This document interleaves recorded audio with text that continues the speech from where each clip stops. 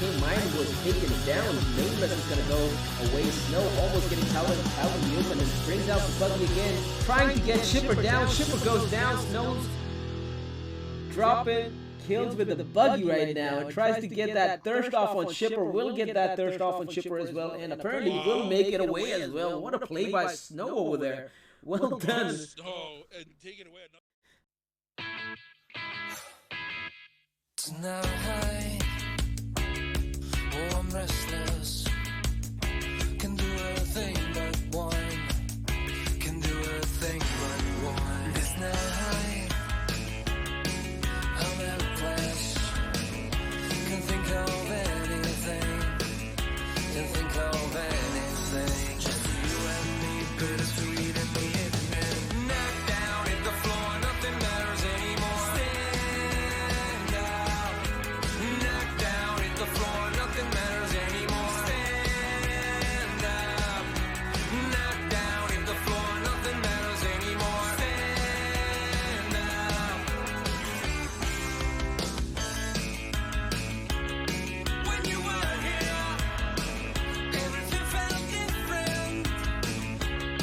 When you were here, would you please stay? Give an answer, so I can fall asleep, and you can disappear. Just you and me, silly things in the evening. Knocked down, hit the floor, nothing matters anymore. Stand up. Knocked down, hit the floor, nothing matters anymore. Stand up. Knocked down, hit the floor, nothing matters anymore. Stand up. Knocked down, hit the floor, nothing matters anymore. Stand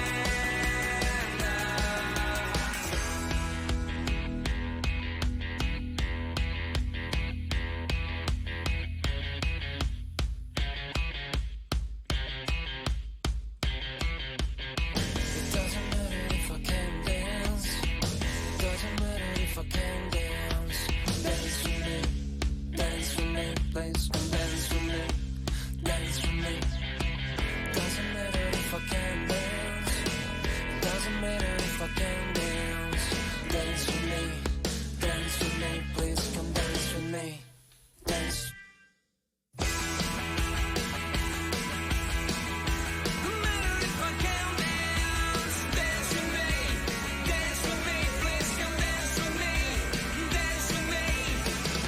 No matter if I can dance, no matter if I can dance, dance with me, please come dance with me, dance with me. Knocked down, hit the floor, nothing matters anymore. Stand up. The floor, nothing matters anymore. Stand up. The floor, nothing matters anymore. Stand up. The floor, nothing matters anymore. Stand up.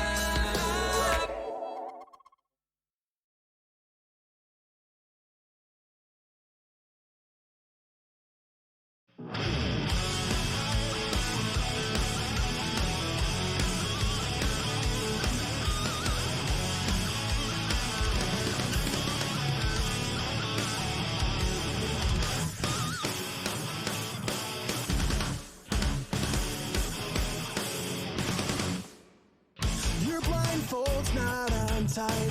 The wind could blow it down. But you're convinced that it's untied, so you'll never make a sound. We could fill the holes we dug with self-doubt or hidden truth. Fill them with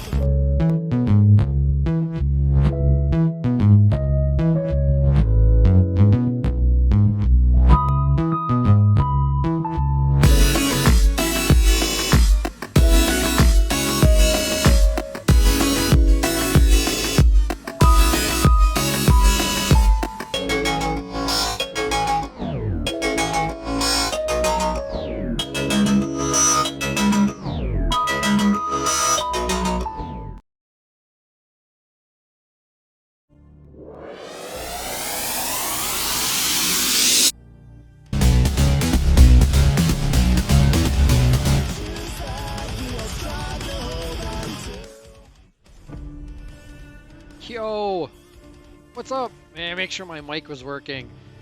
We are a few minutes away from kicking off the match here. I wanted to touch base with you guys early. I hope you were all here Monday. I think you were. If you weren't, you missed a heck of a event.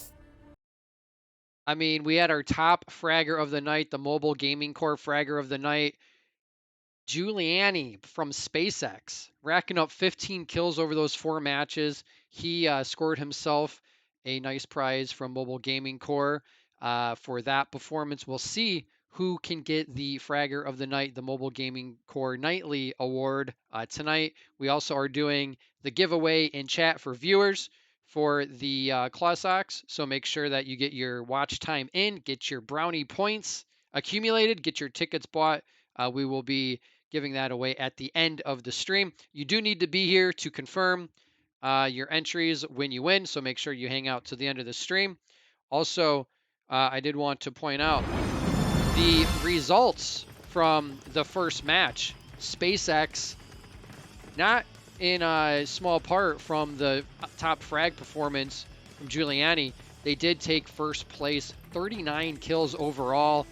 77 placement points, so 116 points. Tequila shots. Coming in second place, Forsaken Gaming third, Thirst for Points fourth. I just want to say, SpaceX, Forsaken, and Thirst for Points are my top 3 picks for the season. So good to see them performing very well in the first night. Anyway, Tequila Shots, a team I'm never heard of before, I don't think. Who was playing on that team? Anybody know? Pickford? Yep. Yes, sir. I do have come in here with all the info. The Tequila Shots was the team. If you remember, a few weeks ago, OUTcast Bravo, in one of their 3rd or 4th inclinations, came out. Broda came out with running that OUTcast Bravo team.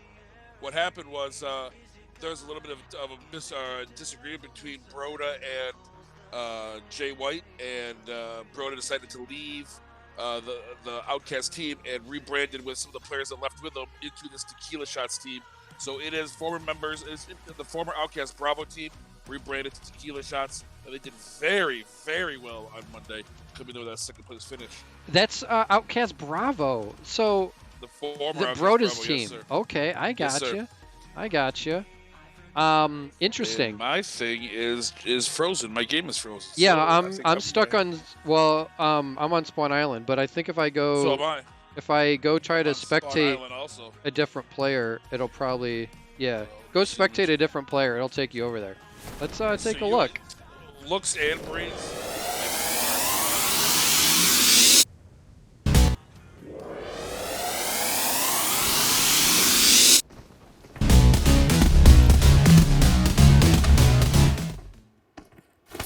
All right, yeah. So we are on the ground right away with Misfire. This is going to be Misfire Aries. They're in Watertown, one of Pickford's favorite places to go.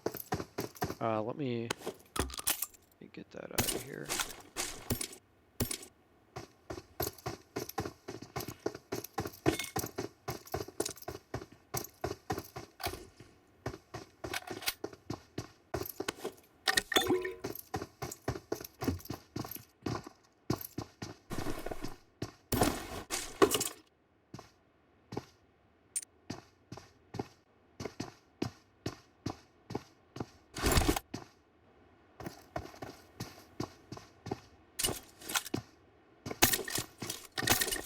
Yeah, I caught that Monday.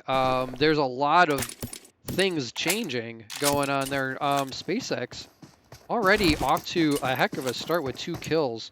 Yeah, I mean, there was a lot of drama. We don't want to really get into drama during the broadcast, but you mentioned some interpersonal conflicts or whatever with Jay White, who my understanding is Jay White's no longer with the OUTcast organization at all.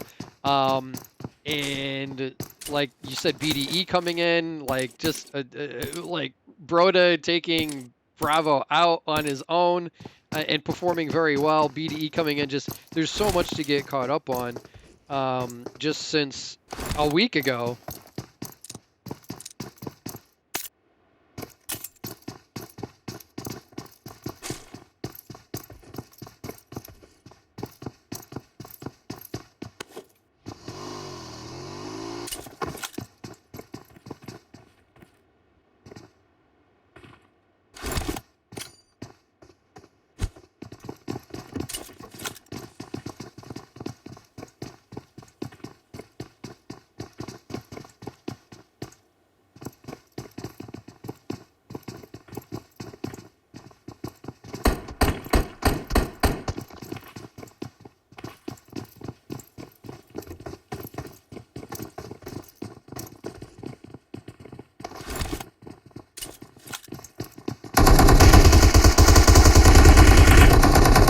So I sized everything up with my Note 9 plugged into my computer, and the S21 obviously is a little bit of a different screen size. So apologize while I try to adjust this just a bit. Eliminate black bars that we don't need. Let's see if I that should be good enough. So a little bit of action in South George, not much. It looks like those teams are actually trying to move apart from one another.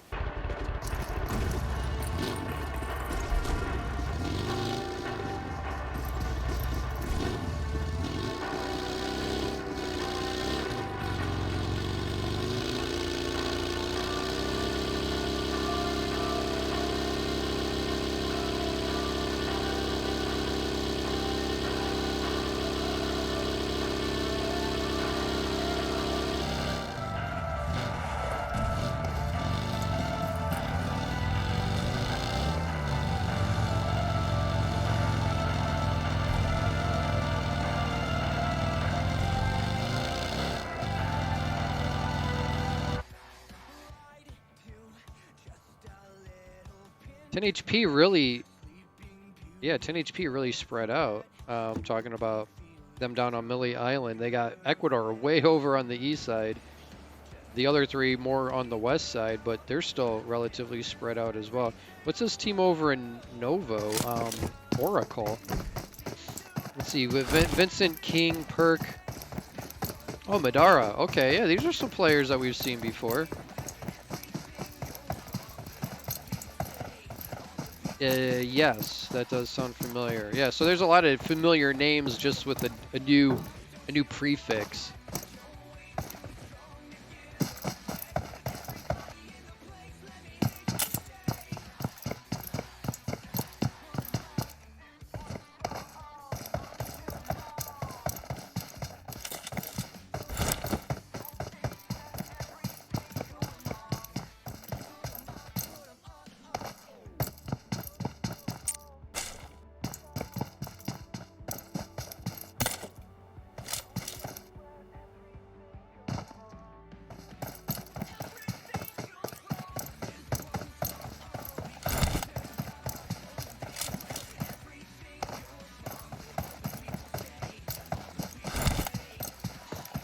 Hey, the strats work, and when you're playing a survival game where you're rewarded for surviving as long as possible, they may not be the most glamorous strats, but living equals earning points. Quack Fu. Yeah, that's a good way to look at it.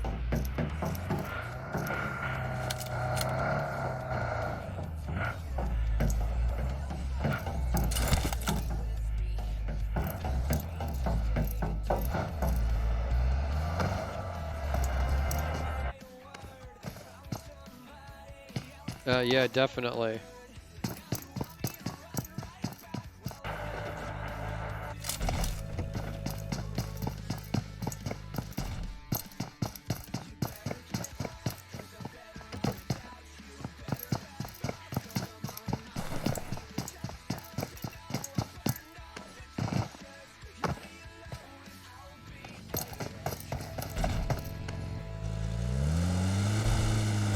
Wow, okay.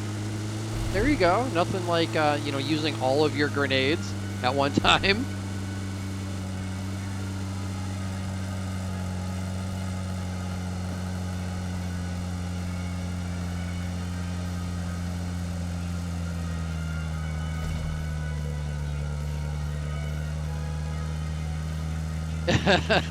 Just, this is like incoming artillery barrage.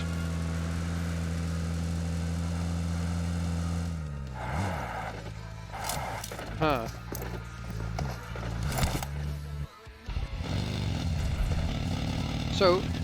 So we got a lot of new names you mentioned earlier, I think, on OUTcast.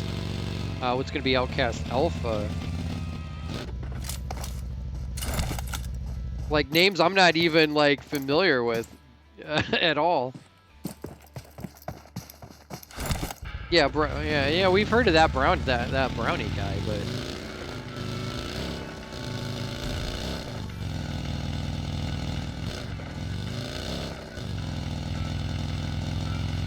hey, you know, as much grief as people like to give him, he's not a bad player.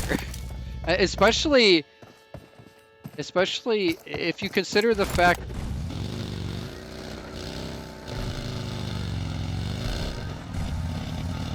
Where did you go? I'm right here. I can hear you. I'm just kidding. I just got a message in from the OUTcast guys to say that I'm not, that don't hear me. Interesting. So. I think that should be fixed now.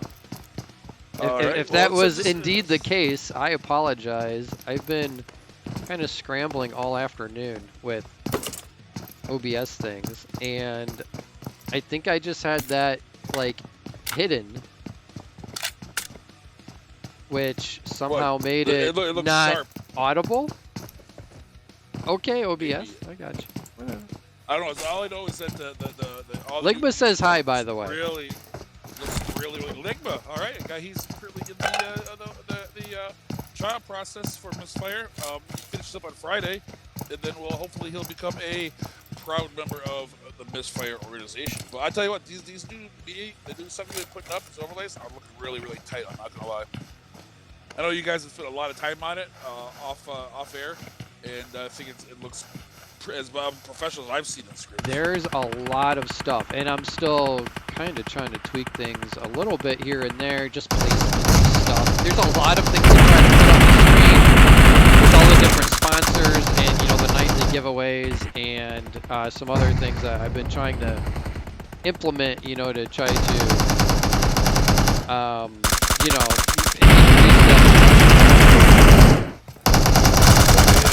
Looks like Duke's team. Duke's favorite team just getting taken out by GME, Ghost Melee Elite. Yeah, that's what I'm watching right here. Ghost Melee Elite racking up some kills here. They got 3 kills right now.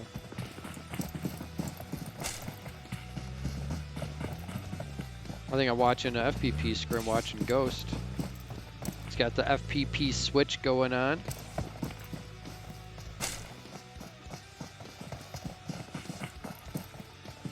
They played, I don't know if this is twilight or early morning, but we have the darker field. Yeah, I think it's I want to say it's like sunset. Yeah, but I don't really know. Yeah, but I mean, it doesn't really change it. But it's like some of these. Remember when nighttime came and get the night vision goggles? That was pretty awesome. The actual nighttime mode, yeah. Yeah. So many different like modes and mini games within games this game's had so far. And then we had the nighttime McKendy, which you didn't need the goggles for because it was so bright still. I actually liked freezing cold. True, forgot about that. That was a mode I never really played that much of, but it definitely did exist. Yeah, you had to make a campfire. I tell you, this is a pretty nice zone. I mean, it's not really. So this is an interesting team here. Bravo. So OUTcast Bravo. We got Snuggles, and Chibi, who were BDE, but Goose, Goose was unzipped. Okay, and then Crispy. So I guess what I understand is that that BDE was looking to make a deal, make a partnership with another organization, kind of merge. They looked at Unzipped. They looked at a couple other teams, and the decision was made that they were going to got up with OUTcast, and because of that, they're going to play under the OUTcast banner that they brought Goose and Snuggles with them from Unzipped, along with Crispy, and now Chibi is running this Bravo team. Look at they have some other deals going on with the BDE and OUTcast orgs, helping each other out in other areas. We got vultures here in Watertown too. There's like 2 crates here, and they're all like mine. Oh, those are seagulls, not vultures. My bad. I don't know who the duo was that kind of wandered through Watertown. Speaking of not knowing who, that was, I think, what team is what, I need to get some screenshots villains. here. I think 2 of the villains members wandered into Watertown and got themselves taken out. And that's kind of odd because we've seen how well villains done, and even after, but they're, like I said, they're a little hit or miss. I mean, after the first match, they came in 15th on Friday. We've seen those guys win the whole scrims or come in 15th place. We'll have to see how these guys do. They're kind of like they're hit or miss in regards. They usually do really, really well or really, really bad. I know that for a lot of teams, a lot of teams are looking to stay on the front page on the first night. Get at least 12th or better and not start off in a bad spot. Yeah, give yourself a decent chance. Speaking of needing a chance here, Forsaken Gaming is under fire right now from SpaceX. So 2 heavy hitters found each other kind of out in the middle of nowhere, just north of Pachinki. Does look like SpaceX might be getting ran up on from Mena4 though. So SpaceX in the middle of a bit of a tight sandwich here. I mean, Mena4, no slouch of a team. From Misfire 2, this Forsaken Gaming, Watertown. Yeah, Mena4. SpaceX and Meta and Misfire areas are kind of hitting Forsaken Gaming at the same time, so they're kind of stuck in the middle. So it's gonna be tough. On the open. Yeah, and SpaceX is kind of between them and Mena4, but it looks like that pressure's off really from Forsaken Gaming right now, as Trick and Jonica are both finished off. Payne very low on health. Peep not doing very well either. Payne's now knocked. He's just hoping that they don't hit him into the smoke. That's his only goal. They're just going to keep shooting into that smoke until they hit him. BBC making a flank here on SpaceX as well. Might be able to get an angle on Legato. Legato doesn't know he got his snake to his flank.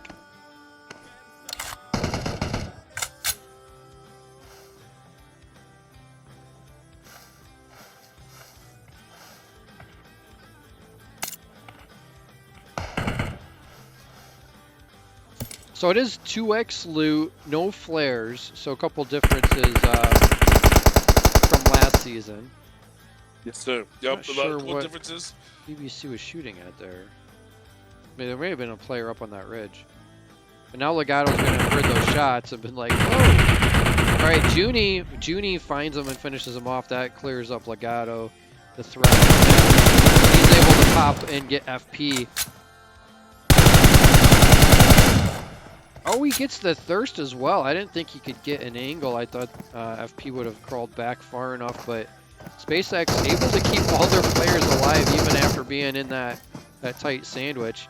I know you and I are both maybe rooting for SpaceX here as part of our preseason picks. Baked Bunny coming in saying hi. Baked Bunny won big on Monday night. I believe it was the charge play clutch.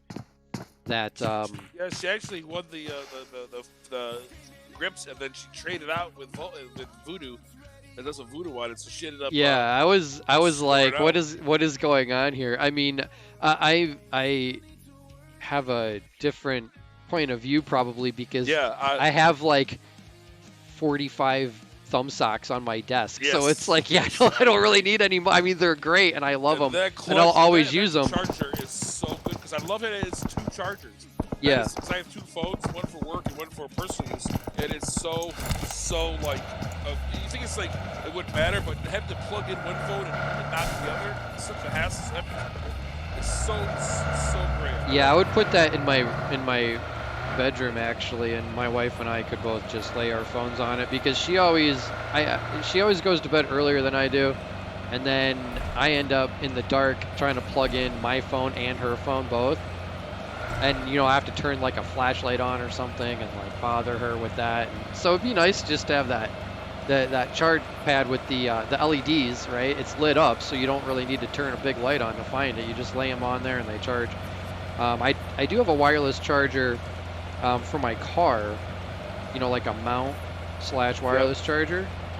So yeah, I'm kind of on the wireless charging train. I do have the ChargePlay clutch that I got last season, and I use this kind of as a portable wireless charger, but it's, you know, not as convenient as just having a pad that's just plugged in and you just set the phone on it.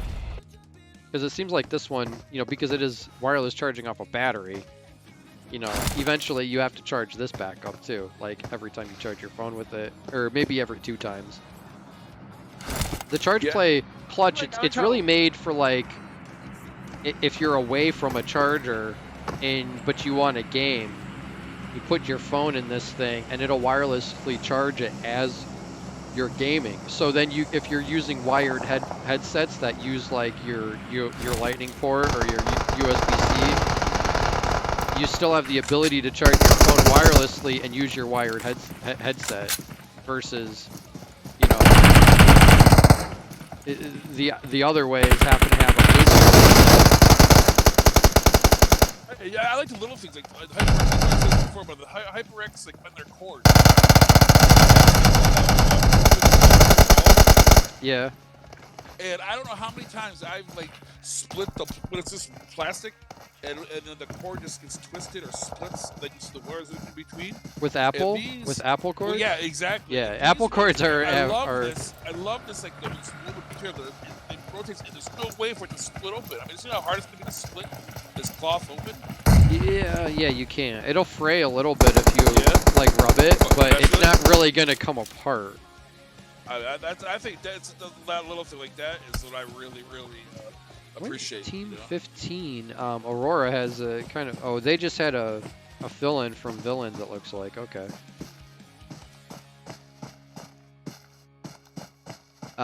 They got Misfire Zeus down the hill from them in a compound. Luxera Dangerous with the bolt gun. Yes. We've had a lot of. They've had a lot of. Actually, already have 4 team kills. Lost one of their players, elusive.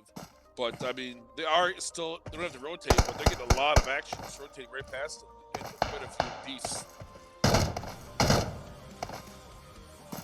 Find where SpaceX is again because I just saw Junie getting knocked. Well, right now SpaceX is the straw that stirs the drink. They are in first place. We saw though in season 1 where Hacks came out after the first 2 weeks and was really dominating, and then they were brought back by What Is Even Black, who ended up running the rest of the season. I think that this season will be a little bit different, and I think we're going to see a lot of first place changes over the course of the entire season. I hope so. You know, it'll keep it exciting every week. Not only do we have different teams that'll pop in every now and then, but you'll have those regular teams that are, you know, always in that fight for the top spot. Yeah, nighttime Vikendi was so pretty. It was. You had the Northern Lights. You had. Yeah, it was. You had Santa.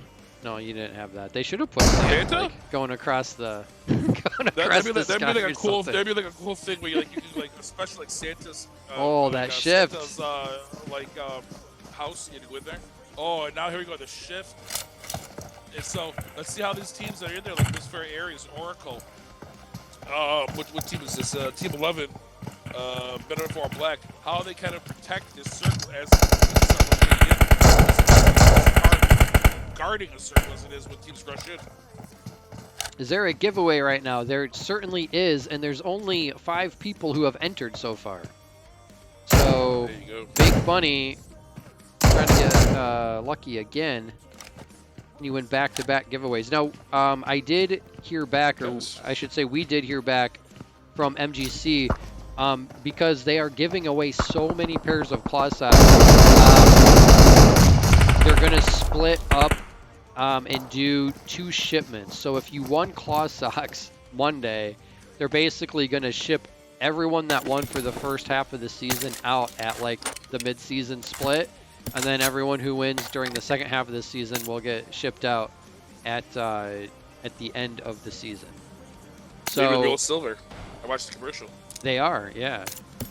I guess maybe they're out mining the silver right now. No, they have them in stock. They just, instead of having to do like a shipment every day for 8 weeks or every other day, they're just going to pile them all up and do a big shipment all at once. Now, I did hear HyperX, because they are the main sponsor, and they got a little bit more into it. They are shipping as prizes are won. So the prizes that were won Monday from HyperX, I believe, have already been shipped. Great, that is awesome. And now it just there's so many more opportunities to win something. Frag out one. You just have one great night and that goes really nice. You don't have to wait till play the whole season and hopefully win some at the very end. You can get in here and then you don't have to do anything. You just watch it and win yourself some prizes. That's 100% right.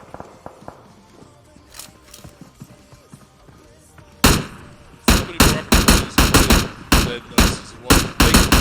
All due to the generosity and great sponsors like HyperX did bigger and better every season.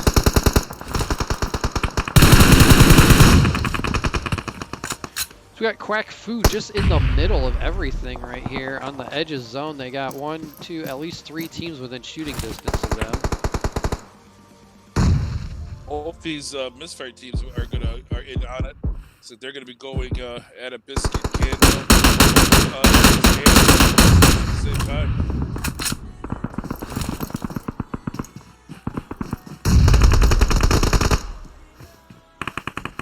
Team Gizmo's 7 the only one Autobots. left up, and Gizmo is messing up. He's can maybe get him. So here's your ex-boys Former team. Autobots. That's right. Yeah. Oh, and he's able to finish off the other misfire team, Zeus. Misfire on misfire Yes. action. You always hate to see it, but love I to see hate it at to the see same it. time. It's like a, I don't know, a train wreck. You It don't want to is, see it, but you can't look away. It's a beautiful disaster. I mean, I tell you what. Let someone say that Misfire is team because I'd love to see if they started teaming because they can end up killing each other going into all the teams. And you are right. Look at this zone. This zone is like literally 50% water. Oh yeah, it's probably more than, if you actually could measure out the land area or whatever. It's probably more than 50% water. It's got that big Y right in the middle of it.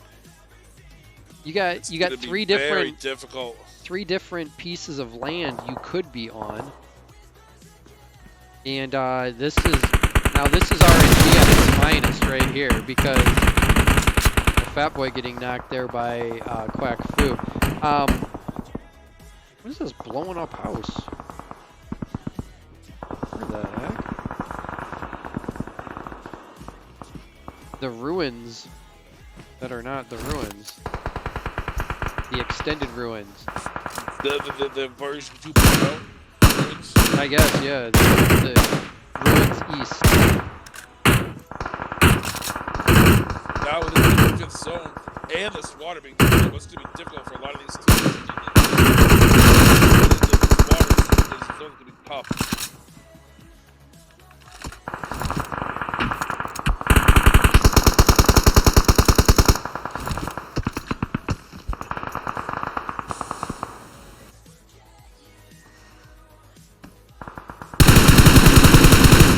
Comes 10 HP down the hill. They got cars, they got rocks, they got smokes. Is there a player, like, literally? There is. There's a player from OUTcast Bravo in the water under the bridge. Doesn't want to make a dedication to which side of the river this is going to go to. Someone jumped in the water with him. Dog water. Oh no! Like, whoa, who can get to the shore faster right there? Dang. Clip that. That's going to be the clip of the week. That's going to be a contender for clip of the week next week. Next match.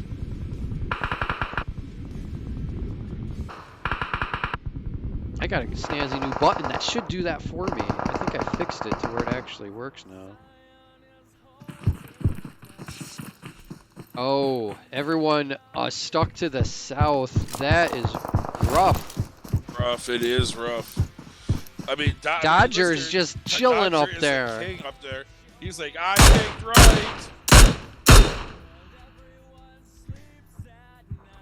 Wow, what a great decision. He is just chillaxing up there. He doesn't do anything. And everyone else is just trying to get as many kills as possible before they die to zone. Pretty much, yes, as they're down with the 6th zone.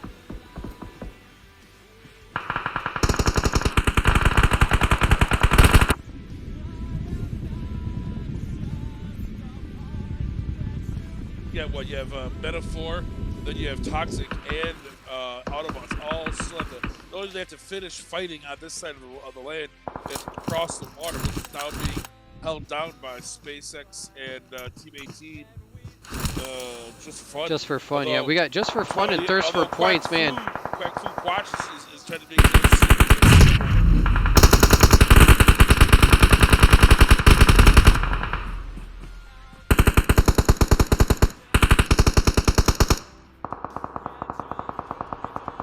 And we just watch the health evaporate off of these teams stuck out of the zone.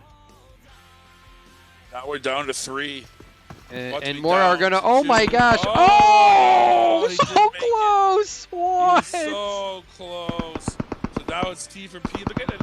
Let these guys just for Hax's boy, because they know they have to cross this. Where is this bridge? This is a tight one. So Dodger, they're gonna have to. Dodger's still in an amazing position, though. He's been in that F-point shack for about a month. He's charging the Yeah, rent. he's got to move like 5 feet. He's 9 meters out of zone right now.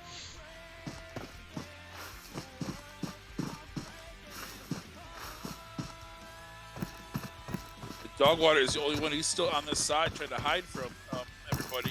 He's the only one on the bad side.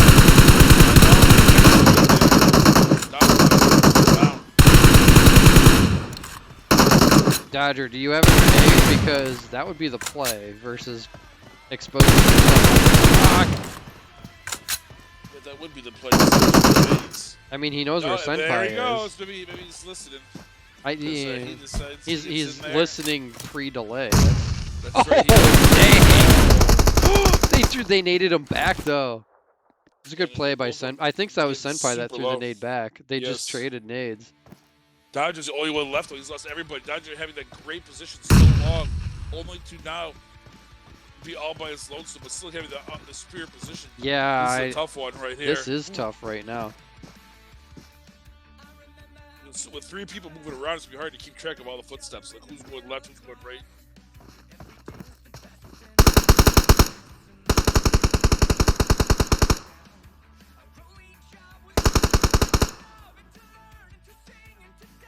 Yeah, that's figured he probably should have moved around. So that's gonna do it for match 1. I thought, man, when he was out that rock and he had those smokes down, he should have rotated back and used the high ground ridge for cover and gotten somewhere into zone and maybe just proned, and they would have not knew where he was. Maybe they would have died or gotten weak from zone. I don't know, but it is done in the books now. So we have Just for Fun coming in with 8 kills in the first chicken dinner of the night.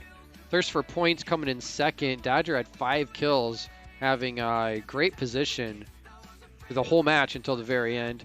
8 kills in second place there. And what is this team in third? That is Is that Quack Fu? That is okay. Yes, sir. Okay. So Quack Fu 7, 8, 9 kills in third place. Then we had Men of 4 Black, SpaceX, Toxic Terror, and Autobots rounding out the top 7.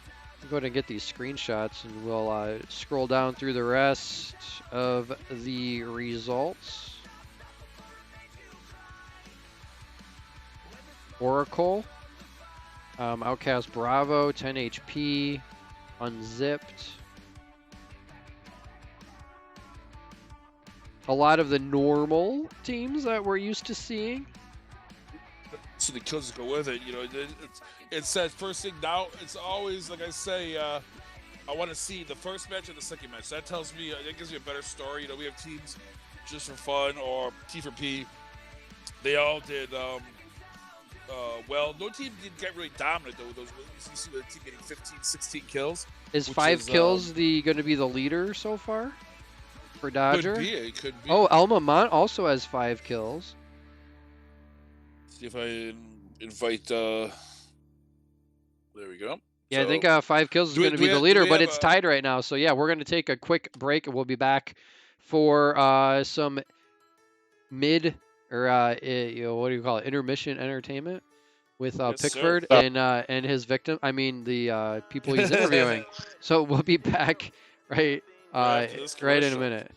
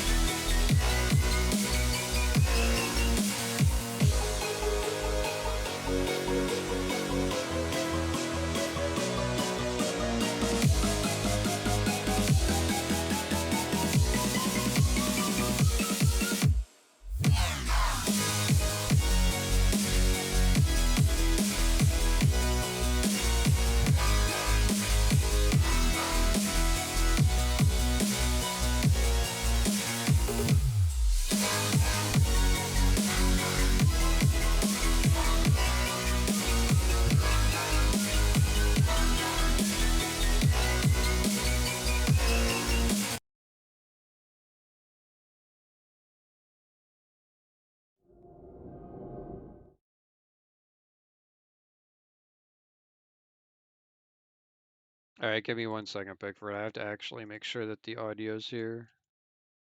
No problem. Right, you should be good to go. All right. So after match 1, a great start out in our second event, we are more than happy to bring in from a team that most people should know if they've been playing PUBG mobile scrims for the past couple of years. And that's Blunt Trauma Esports, Seabass. So first of all, Seabass and Shido, thank you guys for giving us a little bit of your time this evening. Yeah, no problem, man. No problem, man. So obviously this is a team right now, currently in the current standings. Blood Trauma Esports in 7th place after the first event. But you guys went out there and ended up in 19th place in the first match. So can you talk to us, like, it's obviously, I don't think that's the finish you wanted. How do you now readapt and go into the second match without that drawn on your mind? Well, we got to win our fights. That's the one thing that's on our mind right now is that we got to go in and we got to make sure we win our fights, because that's basically just what happened. We just didn't win our fight, and it caused us to lose a lot of ground, a lot of positions, a lot of points. Now, see if you want to know, you want to talk to somebody who's been in the game for more than a minute. That is Seabass. I've been playing against this guy. I mean, since I started playing in season 3. See him in all sorts of old school tournaments and staying with the same org. PTE's been around. I think you guys are hitting your 2-year mark. Yeah, this is our 2-year anniversary this month. It's an OUTcast hit there, or a Misfit hit theirs in August. But so as someone who's been in this game, you guys played in season 1 of this, and one thing we talked about when we were talking earlier was that you knew going into season 1 that maybe the team wasn't as strong as it could be, or wasn't as strong as you wanted it to be, but you still had to push forward. So as a leader, when you're going in, you've had tons of groups of people come in and play with BTE over the years. You've seen really, really great versions, some not as good. How do you? What is that mindset when you're going in there when you either have a really, really good team like I think you guys have this year, or maybe a team that's not as good like as you had in season 1? Well, when you go in with a team that's really not that good, your main goal is points, and it's really just trying to get to the final circle, because you're not really going to try to push anybody. You're going to really just try to pick up kills at the end, see how many you can get, and maybe try to pick up a couple wins. If you can, you can. If you don't, you can try to pick up as much points as you can. When you have a really good team like we've had before, you can push teams, and you can do it fast enough to where it's not going to cost you anything. You're not going to get third-partied, and you can spend some time fighting, and you can, instead of having to grab the inside of the zone or having to hold a spot in the zone, you can fight your way into the zone and win the zone back. And that's basically the big difference between the teams and the mindset. If you go back to, I think that if you look at teams like a BTE or a Misfire, they kind of like had kind of like a similar trajectory. You know, been around for a long time. You know, sometimes doing very well, sometimes not doing as good, but always being there, always being around. What is the key? What has been your key to? And as we see, especially in PUBG Mobile, where teams just come together and destroy within weeks, how have you been able to keep BTE together for 2 years, which is really amazing? The way I've been able to keep BTE together is like, you just, like, as a leader, you can't give up on your clan, because there's going to be times where you lose everyone. But you gotta keep recruiting. You can't give up on it, because, you know, there's been those people that have said that your clan's going to be nothing, your team's going to be nothing. So you just keep going so that, you know, your name's still out there. Like, people know your name. You know, we didn't quit, you know? Exactly. I think that's such a good point, because the same things happen to Misfire, that you know, people leave and you're thinking to yourself as a leader, this is it. What am I going to do? I've lost. It's nothing. And then you kind of like pick yourself up, dust yourself off, and start again and try to find the next player that's going to come and join and just rebuild and rebuild. Next thing you know, it works out. And I think that just having a team that's been around for so long in and of itself is a level of respect, because very few teams can do that. Yes, thank you. I appreciate that. I've seen Misfire around for a long, long time too. So, yeah. Now that you have so much, well. you have had so much experience, and you've seen kind of everything. What motivates you now in the future? What do you want to see BTE become in the future? Now that you've seen so much already. What's that motivating factor that keeps you driving forward?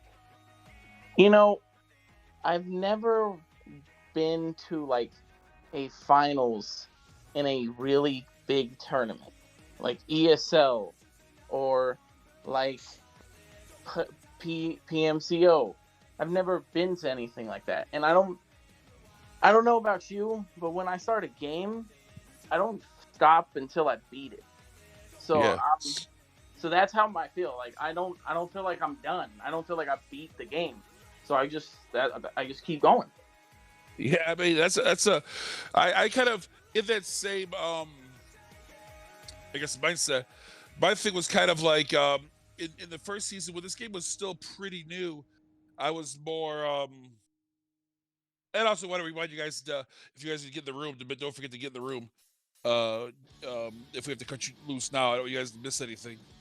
But and we're gonna have you guys back again. But my thing was that once players have gotten kind of like really, really good, if I can't do it, I want to be part of the organization and build an organization that does do it. If that makes sense.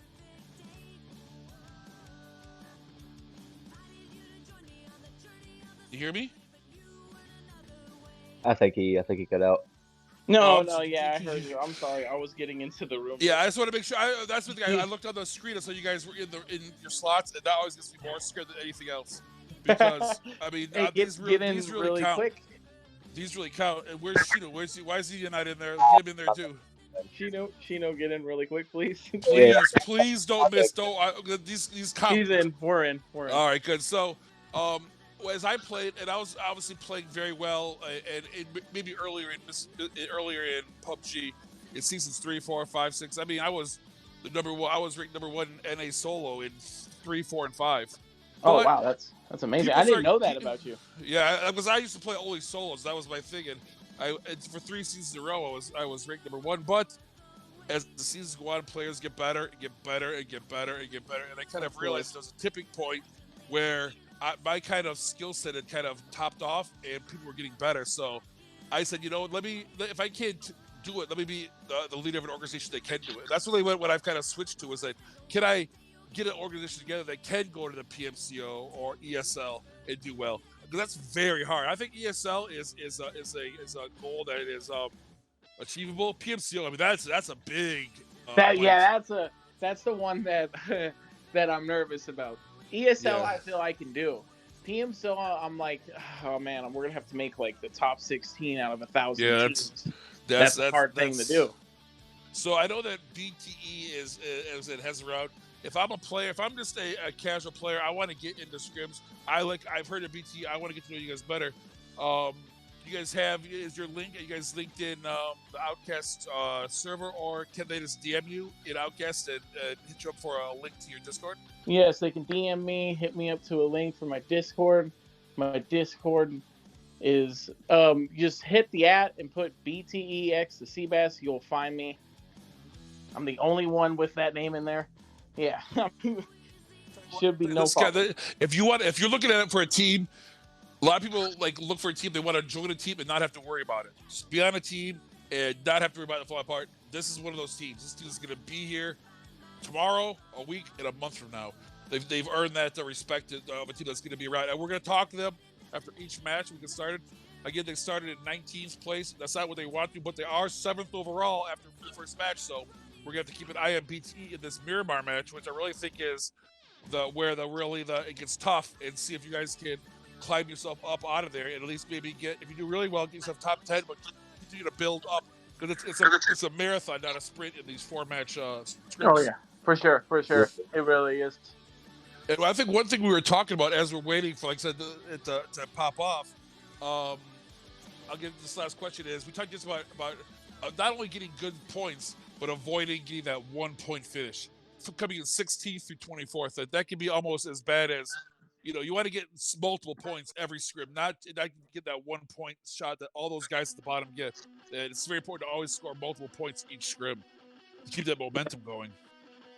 Yes. That's the big thing, like I said, to making sure you don't get those finishes is winning your fights and being able to rotate well and hold a good position.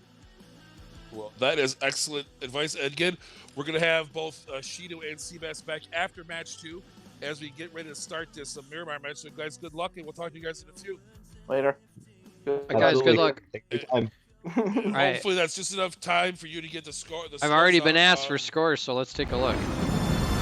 Let's hear. I've already been asked. Are the scores being updated between each match? Yes, they are. Just for fun, in first place, as we would expect. 8 kills and first place for 38 points. Thirst for points in second. Even though they weren't. Oh yeah, they were. What am I saying? There's too many 4s in these team names. This got me all confused. Quack Food, 3rd place. SpaceX in 4th. And you can see the rest there. Metaphor, Black Toxic Terror, Autobots, Misfire, Ares, Outcast, Bravo, Oracle will be the 10th place team there. Then after that we have 10 HP, Misfire Zeus, Unzipped, Tequila Shots, Ghost Melee Elite, BTE, Outcast Alpha, Metaphor, Aurora Forsaken Gaming in 20th place. You're talking about that 1-point finish there, 0 kills, 1 placement point, just the participation point. Basically, if anybody lands Picado with Forsaken Gaming, that's probably a bad idea. Picado might be the worst place to drop over Chumacera, just because you're dropping there with Forsaken Gaming, and you know the trick can just clap out. So every scrim we've seen where Forsaken Gaming has dropped to Picado, whatever other team has dropped there has ended up not making out of Picado alive. So that's their spot. And we got Duke's #1 pick there, Nobody's Hero, in 23rd place right now. But with that, we are in the plane. Let's go check and see what's going on in the match. We'll get the game volume back here. That's right. Which one of these teams are going to take the risk and a short side of this to La Julia, Belly de Mar, Prison, Minus de Sur, Los Higos. Are they going to all try to push out, get a vehicle, maybe go to Los Leones, or you can push farther out to El Alzhar, stuff like that? See, because everyone's going to pretty much land within 1,500 meters in a straight line of the plane. Who can get the vehicle or start taking over these compounds, getting a weapon and being ready in case anybody shows up. It looks like so we had a Metamorphosis and Misfire Zeus is going to drop both El Pozo. I'm looking at who's in Chumasira. Nobody in Chumasira. Somebody already dead. At least you already killed somebody from Misfire Zeus against Papa Metamorphosis. mad. Papa probably is mad after that. Dang. I was like, dude, I didn't even get on the ground yet. That was a case of, you hit the ground and get smoked before you have a chance to get a weapon. It's always the best when you're still in your parachute and getting shot. All right. I like it when you're in the roll. You hit the ground and roll, and as soon as you sit for the roll, you get shot. Well, yeah, you're supposed to not roll. Yeah, but then you're like, who dropped us? Who dropped us here? Who jumped so poorly? Yeah, I tell you what. Blame I mean, them. after all this time that the jumping mechanic has been broken, like when you're following, like just don't unfollow at the very end. You just get launched back into the air. I just don't follow. Like, it's not worth it. I'll just jump myself. Yeah. Jump yourself, yeah. Because if you don't, I mean, it can even be where you don't unfollow, but like you hit the ground, and then the next second you're like 100 feet back up in the air, barely floating down. You're like, no, I was already on the ground.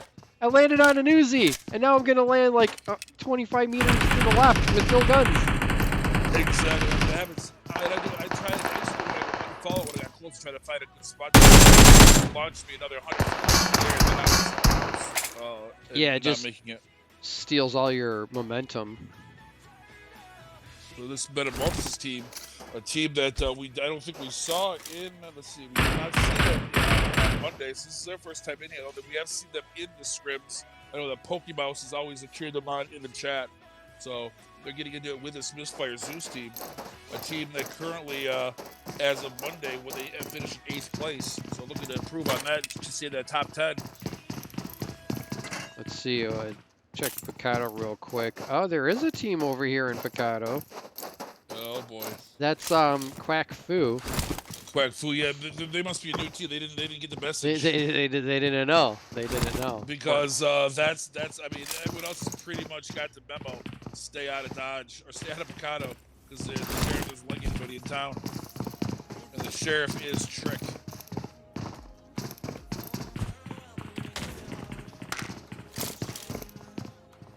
We played a scrim. I think it was the other day, and it was we had our entire Misfire team versus Trick, and it took all 4 of us to beat him. Yeah. To win the match. I mean, he almost 4v1'd us, and we finally were able to. He knocked 3 of us. We knocked me in like 2 seconds. But it was until Lucy was able to finish him off, and we won the scrim. Well, Quack Fu did take the arena, and they're split off from there. They could catch Peep out, kind of floating by him. He's lonesome over here on the flank. That's what happens to a lot of these really good players. Is they get kind of overconfident. They can turn on anybody. They lose their kind of overall angles and end up getting smacked. Especially if they're too far away, there's no way to get back to them. Then they're gone. Yeah. I think that's why you see like Jonica's right on Trick's heel.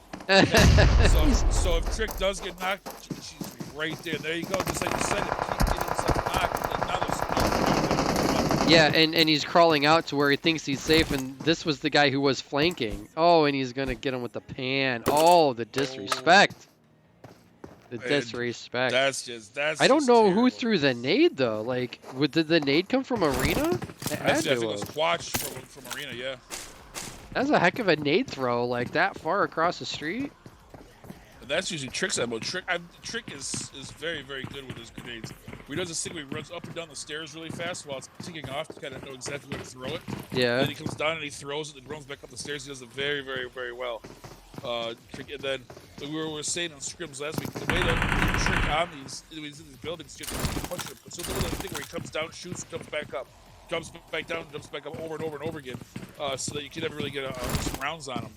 Yeah. The key is just push him with all 4 of your players and just don't stop pushing until he just runs out of bullets. And you have enough guys to tank, then you can shoot him. He's so fast and so quick with that Uzi.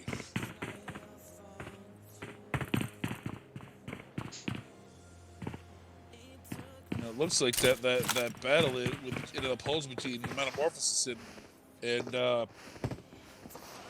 Misfire Zeus is still going on. Metamorphosis is down to their last player, and they've lost. And Misfire's lost one of theirs, Godzilla. And BTE, they're in a world of hurt right now too, with Blaze being very low on health, no helmet, a shot up level 1 vest, no heals. Is going to be able to get the revive, maybe? But there's still only 1 first aid kit between the 2 of them.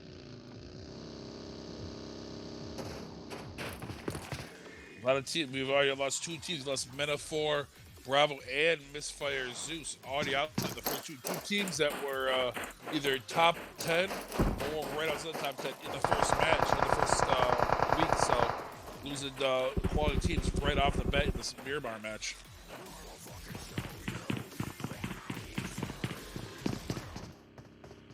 Well, yeah, it looks like BTE is just gonna try to leave. Not sure if was this Tequila? Yeah, Tequila. Not sure if they're gonna be able to pursue him, or if they're gonna have the motivation to pursue him. It doesn't really look like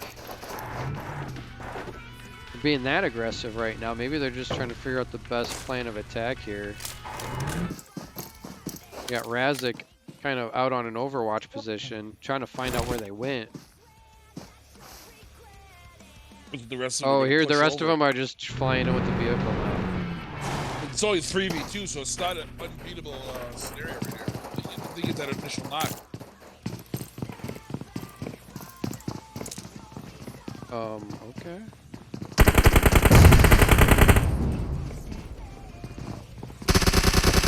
Oh, what an angle from Tryhard.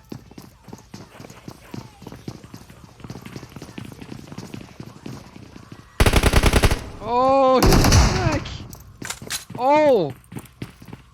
With the shotgun. Power. The power of the double barrel. It is. The double barrel is. You can't really win against that. I don't care what you have. Oh, Tryhard's health went down fast, but then I just heard boom. It was all over. He was taking those I think scar shots right to the chest. Yeah. Then you hear that double tap, and nothing's surviving against that. That boom boom of the double barrel. Yeah, I only heard 1 shot, but I mean that's all it's going to take. That because the players, the Blunt Trauma Esports players, could not heal up. They just did not have any gear yet.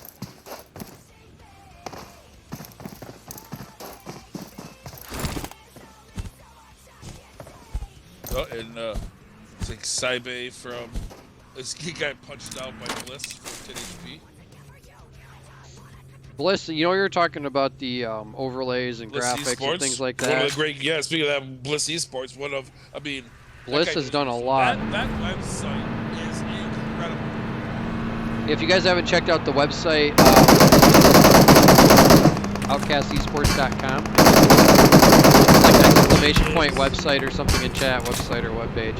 But yeah, go check it out, and you can always get updated player stats and scores and a bunch of different standings and scenarios. Everything. I mean, he really did an incredible job. So kudos to Bliss. I mean, just going into the stats and being able to sort by different things, different stuff. I mean, I was really enjoying myself. That whole website is just top notch.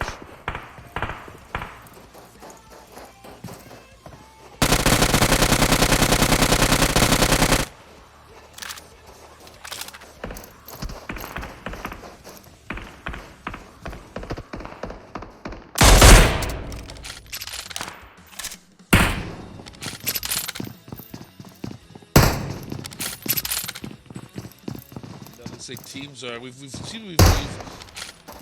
We lost, you know, our fair share. We usually lose about that 3 to 4 squads in the that first zone. Now the zone's gonna kind of slow down. I think we're gonna see the slowdown until the zone causes to keep condensing, where teams have to rotate into each other.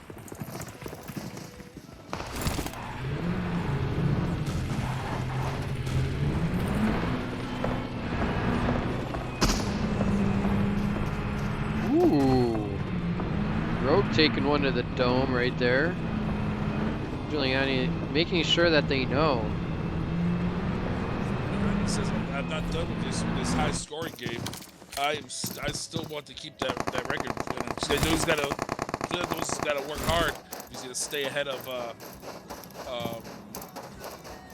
Trick. Do you happen to know where Trick was, kill-wise, after the first night? He was second. He was If I'm not second. mistaken. He was second. I think it was he had top 5. I think it was Giuliani 1, Trick 2, Devour 3, Peep from Forsaken Gaming was 4th, and I think Crispy from OUTcast Bravo and Drago from SpaceX were tied in 5th. And that was, I think, with 9. So, again, if you want to, you can go right on OUTcast Esports, go into individual stats, and you can look it up yourself. You know exactly where you're at, who's there, and there's still multiple people tied with 0 kills in 1 match for the award. Okay, yeah, there you go. Zero kills for in 5 1 matches match. straight so far. Or for 4 matches, yes. For 4 matches, what happens after that extends to 8. Look at the record. Get that. Look at the moves there. Fighting 2 ankles at once. Did take a lot of damage.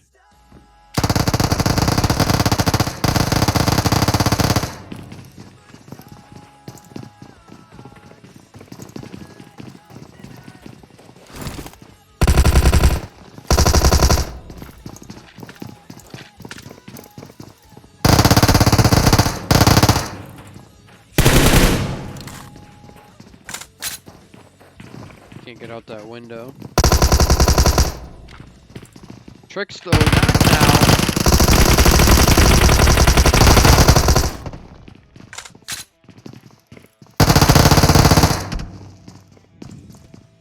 Aggressive move here to try to get a revive.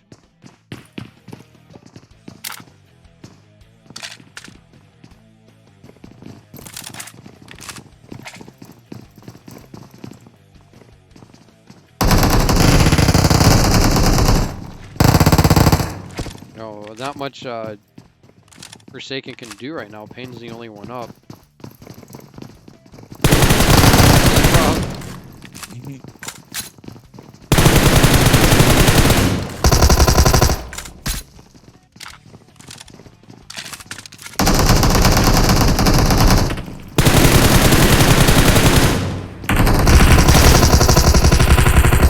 Too many coming from every direction. And that's going to be it. Forsaken Gaming going out early in this match.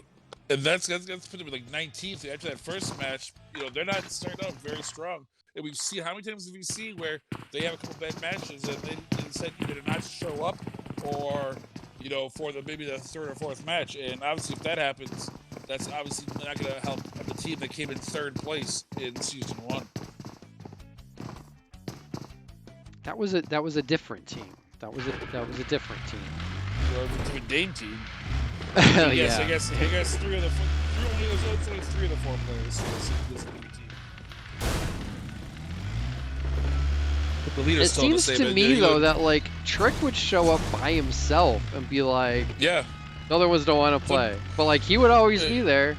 Usually. Yeah, he would have like 2 players, 3 players. But then if they did really poorly, especially if they did poorly in Senate, because I know that's his frag out map. The 4th map, they would just not show sometimes. They only played 3 out of 4. I think one time they came in like 5th place. They only played 3 out of the 4 matches. Yeah, in the previous. We'll have to see how they're, because I know that I talked to, he didn't really take the season seriously.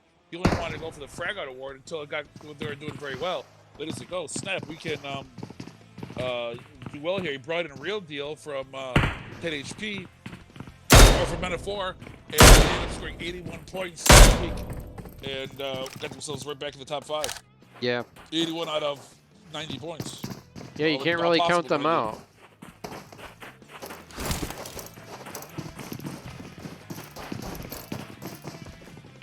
I'm gonna say, like we talked about it with PTE. I'm looking at that clock and I'm looking at those teams. And I'm looking to go below 16 teams. I mean, that's now you're getting multiple points, both for each match and for the scrim overall.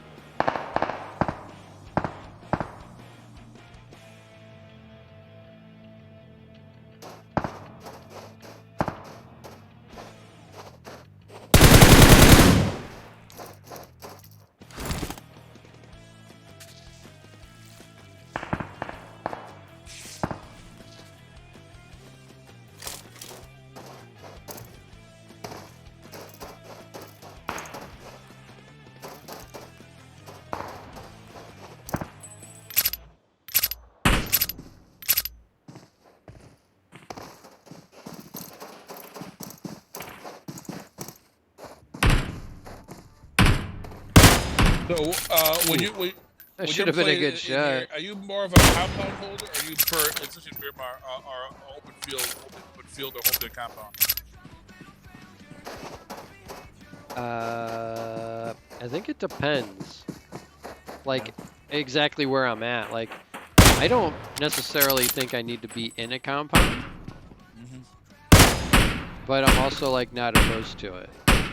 So there's a lot of places in Miramar where you can get, you know, some high ground outside of a compound and have like a kind of like a dip or a crater. Gives you a lot of good cover from, you know, pretty much all angles. When you pull that Outcast Alpha, kind of drive up the side of a mountain game where they go, what they do, they drive, they know, like like little glitch to drive up a side of a mountain and be on a place where no one can even get to you. Yeah, I don't know any of those. I played with C-Dub, and he told me all over Miramar, showed me all these little secret paths up the side of cliffs and stuff. I said, I did not know this existed. He goes, this is what happens when you just drive around and looking for ways to get up the side of cliffs. Okay, I got you. But I mean, so when you see those like misfire, or you see what an Outcast is like, how'd they get to the top of there? It's because they've been practicing for so long, figuring out the ways to, like, because each side will have just enough of a horizontal angle to just drive up a vehicle that it won't stop or fall down, especially if it's a buggy.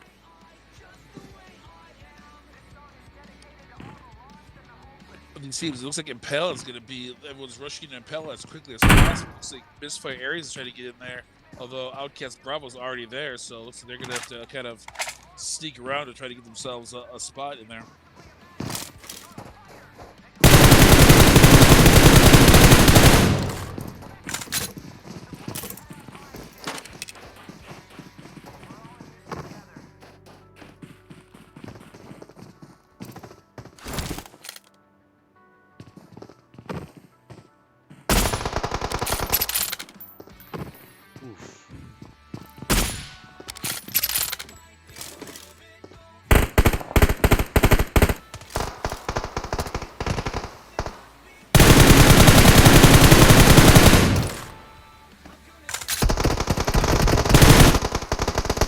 Rip. Right, sir. Like I'm protected from this rock. Nope. Nope. And now it's getting real splayed out. We're down to 15 teams. Looks like that match was a match yesterday. That was came in 16th. That would be the team. Oh, Duke's favorite team, Team New Hampshire.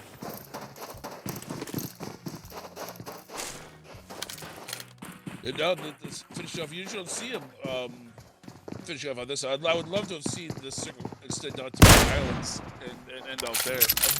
I've seen it in PUBG PC, but never seen it in a PUBG mobile game where it ends up in one of those islands. Looks like Light just got a pretty hard hit on Frankie.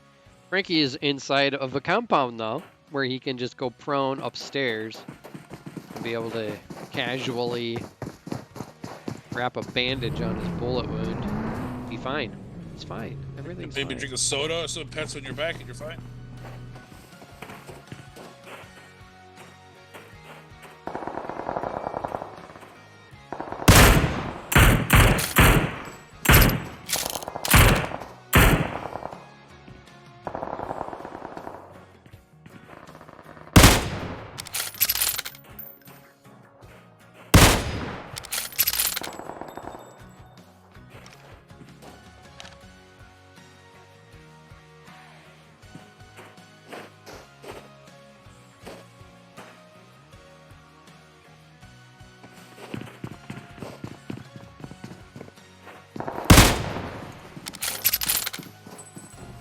Watching the villains take on this, and they're all like they're all healing up, defending themselves out of this compound from this. Oh, but Frankie just takes a round from was it Quancito.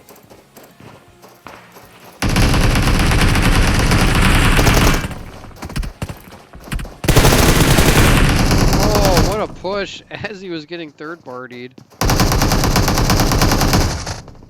Jay not able to seal the deal there, low on health And on a 1v2, so he goes down.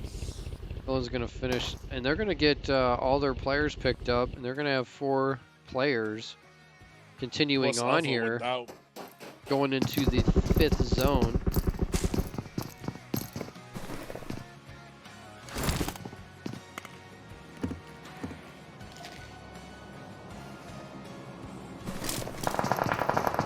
Team of they're coming together. Like you said, this is a team that came in 15th place on Monday, but I just ran right through OUTcast Alpha, one of the best teams. So it's great, or not so great, depending on I don't know how the wind blows, what the scenario is that prevents them from being great all the time. But they do have some ups and downs.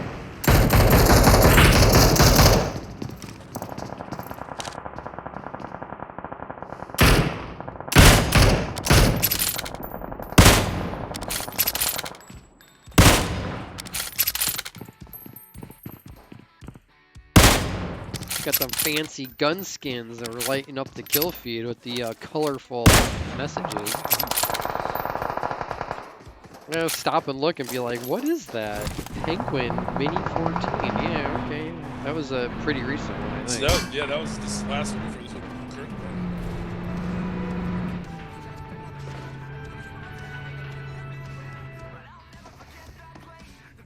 Oh, Candle. Just proning and letting everyone drive past him. Got ran over.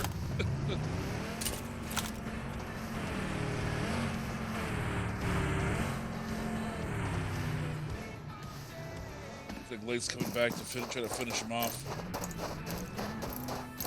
Nope, maybe not. So Candle.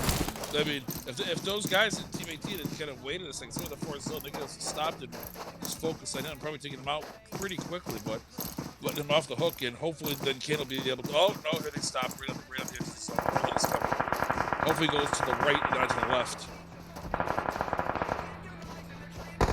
They're gonna be right there waiting for him. If do splits, so you'll be able to take out Light.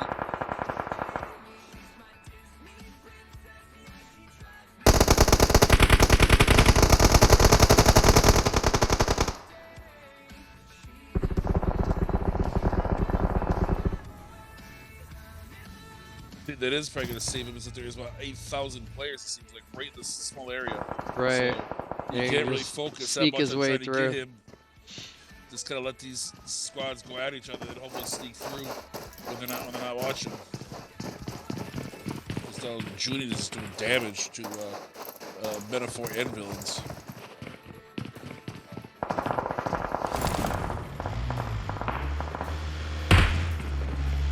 Yeah, SpaceX, they were holding the south edge of the zone for, I think, a couple zones, and now they're going to have to move quite a ways. Good thing they softened up villains because they're driving right past them.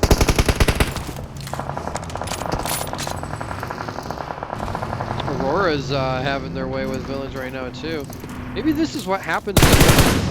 They do good, and then they get, you know, double or triple Third teamed on party, a yeah. rotation.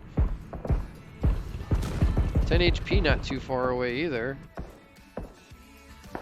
SpaceX rotates around them in vehicles, gets high ground. They have the ridge just to rain shots down.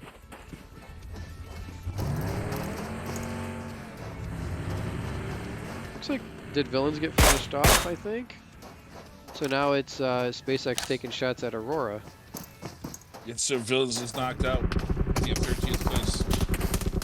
And SpaceX taking shots from 10 HP. Just everyone is third partying the third partier.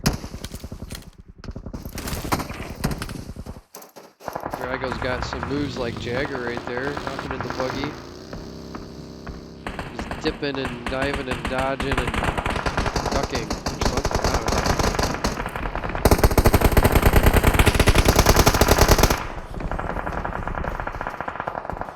Push for points is farther up the hill.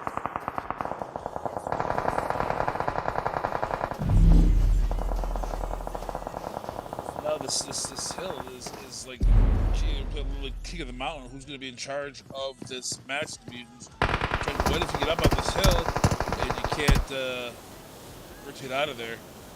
So that's also going to be a decision that some teams are going to have to make, especially now that you're going to have to move, I guess, a little bit to off this hill into this open field behind it. And nobody's really there right now.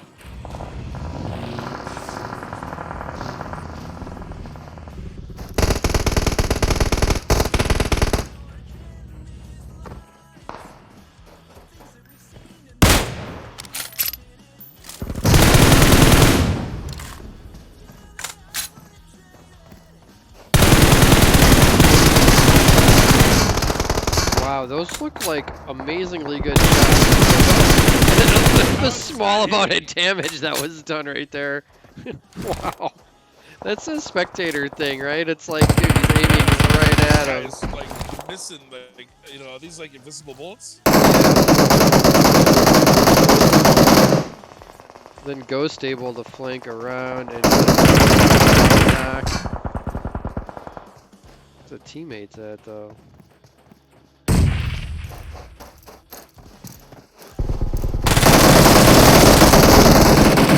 As good as the Uzi is, 1v2 is still pretty rough.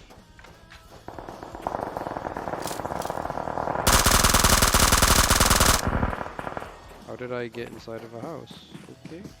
I don't know where I'm at. Is Team 20, is this toxic? Are this teams still in zone? Or are they out of zone? They're 10 meters. Are in, Norm is in zone right now. Right.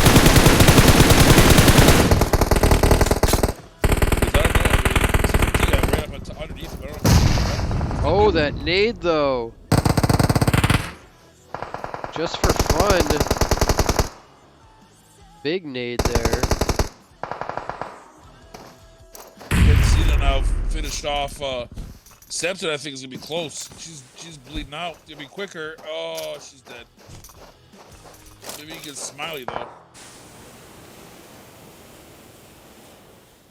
It's always rough when you're just trying to get a smoke or two down. Yeah, before you jump out there, you don't want to lose another person, but you know it's so close. Now the 5 teams left, and pretty much, you know, T for P has 2 just for fun has 3. Broda with tequila shots, the only one left, 1 user, and it's pretty much now who's going to be the aggressor to try to take this and get the victory, and who's just going to try to stay alive and get some more, go from 5th to 4th to 3rd, try to stay alive.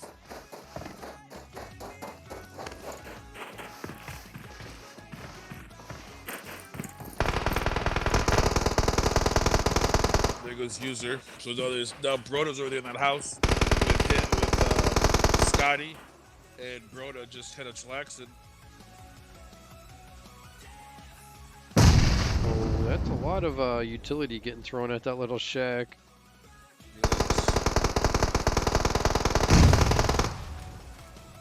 Yes. Smiley did find Hacks. I thought Hacks was going to sneak around the flank, but Smiley left a little gift for him of the high explosive variety. He finishes him off with another one. You know, he's like going to like seconds. This spicy stew. And now the Blues moving in.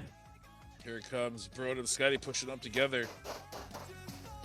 You see BBC and Ruiz to their left. Dogwater does have his hands full. He's trying to heal up. He's going to revive. He's getting shot from 2 directions. Well, doesn't have to worry about that revive anymore, but he does have to worry about his dying like that. He almost got Smiley. He had the jump on him. Being prone uphill, he did have the third-party peak advantage, but his health was so low, he wasn't able to finish the deal there. Scotty and Broden still playing aggressive. They're spread out pretty far. We need that finish on Ruiz. Does it? Not only BBC left from minute 4. I think Broda was in chat earlier saying it was a rough night, but now look at him. Now look at him. Oh. Well, that wasn't Broda. That was Bakabara. That's Bakabara from Zeus. They had a rough night. Broda, a guy I've talked to a bunch of times. Since I talked to him right before the scrims in our Discord. And, such a nice guy. He's like a really personal, easy to like guy. As we push in, now who's going to take control of this? They got smokes down. They might be. Oh, they are staying just ahead of the blue. Broda with the knock on Zeno. And Men4 comes in with the third party. It's now Broda super low, but Smiley's going to stop it and try to pick up his teammate. Broda's not going to do anything. He's chillaxing, probably just healing himself right now. So Men4 got the knock, and then did they die to zone? They must have died to zone. No, he had. I think Broda turned and shot him. BBC. I gotcha. Yeah. Now they're both healing each other up. Got to go out for round 2. Now we got a 2v2. It's pretty much a draw than before because they both knocked one another. Then BBC kind of ruined it. Let's see who's going to win this 2v2. This is just as good. This is going to be good. Smiley and Zeno versus Broda and Scotty. 2v2. Throw the smokes, boys. You can't take them with you. Oh, Broda just gets a knock on Zeno just before he goes. Oh, that nade! Oh, I don't know how he ran through the nade. Broda tried to get Smiley. Scotty, don't worry about it. He's already. And there. Oh no! Oh, they do it. Broda with the shots. clutch right there. That was showing that their second place finish in week 1 in match scrim 1 was not a joke. Wow. It was a little bit of a stressful end there, not gonna lie. Holy cow. You just see the health get knocked down a little bit, and they're like, man, who's gonna come out on top? But Scotty puts in 5 kills, Broda with 4. The team had 11 total and the chicken dinner. Thirst for points, though, I mean, consistency means a lot in the overall results. And second place here with 7 kills is going to help them out in the overalls on the leaderboard.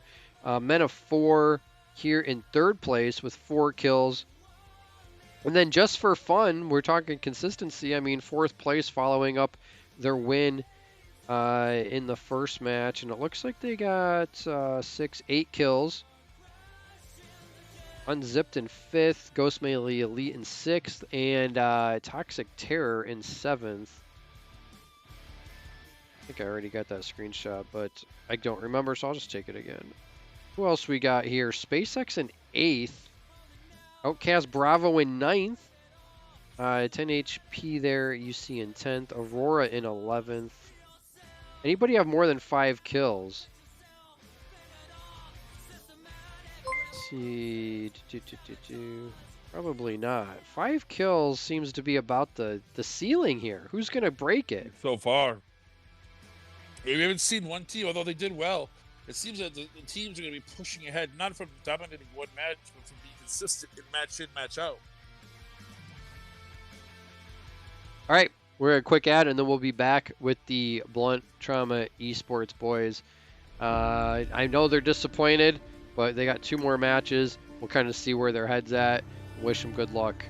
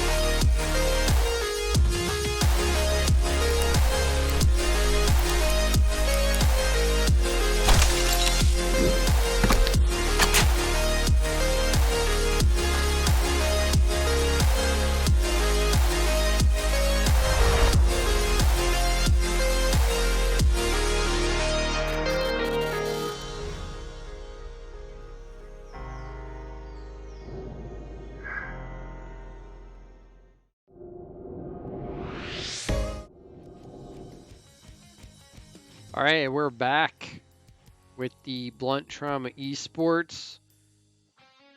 Hey, what's up, man? A little bit of a What rough is match going there. on? So, It's terrible. first things first, everybody know how to get into the room. I don't want to have to worry about that again. Everybody Yeah, have the yeah, I know codes? how to. All right, good. So now, I know that there's no scenario that I think can come up that CBS has seen 1,000 times. Whether, when you've won 2 matches in a row, coming dead last 2 matches in a row, or anything in between. So, CBS, obviously, you had a really good start in week 1, or match scrim 1 with 7th place. Now you've had 2 kind of bad matches in a row.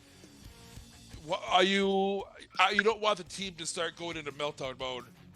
How are you steadying the ship? Oh, well, Let me go into Sandhawk. basically, you just keep your calm. You talk about what happened in the last game. You tell your guys how we can easily fix it, and then you don't think about it. You don't keep your head in it, and you just think for the next match. You have to have a short memory. I think one thing that I try to impart is like no mountain. Never get too high and never get too low. Never get too excited after a win, and never get too blue after a loss. Because Yeah. you're just one match away from totally changing it. And it's so easy. You can have 2 bad matches. You guys go out there and have 2 top 5 finishes, and you guys are probably have another 7th place finish. It's not like it's out of the realm of possibility to recover from this point. And then you also have to kind of maybe like change your goals. Okay, so we had 2 matches we didn't like, but let's do better so we can get some multiple points overall, so we don't fall out of our 7th place. Because you have to look at like the big picture too. That we also are already in 7th place out of 25 teams. How can we not get some enough more than 1 point so we can keep that rank up there in the top 10? Yeah. You really like at this time. Being kind of passive and trying to go for points is really where you start to lean towards. But the thing is you also got to think of like you can't like play to. There's a saying that says you can't play to not lose. Yeah, Well, that's a very good point. So that's the thing. I can't just like throw away everything that we were gonna do. So we have to just stick to it. We gotta fix what we messed up, and we have to like just trust that everything's gonna work. I think that one mistake that a lot of teams make, especially in Sandhawk, is they presume that if they want to play more passive, they'll jump way far out, loot up, but then they have a huge rotation to make it into the zone where they have to cover a lot of ground. The more ground you cover, the more chances you're exposed. Where some teams like OUTcast Alpha will maybe jump moderately center, which could be more spicy, but if you get a compound and you get to circle, then you're holding that, and you can hold that for a while, and that's like a more like quote unquote safe occupation than trying to run 200 meters every circle to get back in the zone if you're gonna rim the zone, because especially at Sandhawk, you run into so many people. You think you're the last people in the blue. There's also one more team right behind you that's been out there even longer. Yeah. Honestly, that's why jumping kind of center and holding a good compound and honestly, what really helps a lot in Sandhawk is the trucks and the bikes and a lot of people don't really think to use a lot of people don't think to use those, but it really works. If you use buggies, if you have at least 3 or 4 buggies on Sandhawk somehow, that is so good for rotations. You're gonna have so much advantages. Really, because that is a kind of a new thing. We don't see a lot of the use of vehicles because they're so loud and they have a relatively slower speed that people can kind of just jump up, especially in a TPP match, and shoot you out of there. But maybe we'll have to keep an eye on PTE. Maybe they have a new 10HP kind of has the reputation of being the rotation kings. Maybe you guys have a new style using vehicles in Sandhawk, and hopefully it's a huge success because I'd like to see you guys go out there and have a nice strong match and yourselves right back in there going into that last match back in Aragal. Yes, we need a strong match. We need to get back into that conversation. So one thing that obviously talking to you, Seabass, is that you don't. I think that what stresses a lot of people is it seems like there's a correlation between like the top teams and like toxicity. Like you're so stupid. If you watch like certain tier 1 streamers that play in scrims, if they have a bad match, they're yelling at their teammates, they're insulting them. It seems like you keep it kind of like a low, chill vibe. Do you think that is a better? Is that your kind of style, and do you think that's better over the long term? To be honest, I was kind of toxic for a long time. I kind of had some people knew me for being toxic, but recently I've been that doesn't work. It doesn't work. You have to be chill. Like you just have to be more chill. Being chill works better, especially in like a leadership position. Because I think that a lot of times, the leader of the team kind of portrays kind of the culture of the whole team. That if the leader's toxic, then that allows everybody else to be. But if that's not what you do, then it prevents other people. And I think that there's already enough stressors in this game, just by angles and guns, to have that fear of you're gonna get yelled at by somebody if you do something wrong. I think it's just a stress that you don't have to impart on your team. Yeah. Now the thing is the rule is in our team is if we make a mistake, we don't talk about. We'll mention it, but we won't talk about it or get mad about like a death or anything until after the game's over. Mm-hmm. And then we can talk about it. Then we can get our piece and we can get our say out. But we don't do it during the game because then that distracts everybody from what's going on, and then that causes us to play bad, and it's the whole mess. Usually, which everyone at least on Mystery, we try to record our gameplay and stuff and watch it back later. And if we do something really bad, like we just have a bad whole scrim, we don't want to go and maybe talk about it right afterwards because we're just gonna start. You're gonna be angry. You're gonna say things you don't mean. So we can maybe wait till the next day to really hash it out where tempers are a little cooler. You've had a little bit of time to think about it because you don't want, if you have a bad script, you don't want to then compound that by like insulting your teammates and stuff like that. Then then everyone's mad at each other. It can cause a real issue. So like if you guys are bad, like if you guys at the end of a script, how do you guys kind of review that whole whether it's good or bad? How do you kind of review the whole script as a whole? Like after Monday, you guys did very well. What was your kind of review process for that script on Monday? Well, basically what I did is I looked back at like the matches that we didn't do well, and I just watched basically where I moved in my rotations because it wasn't.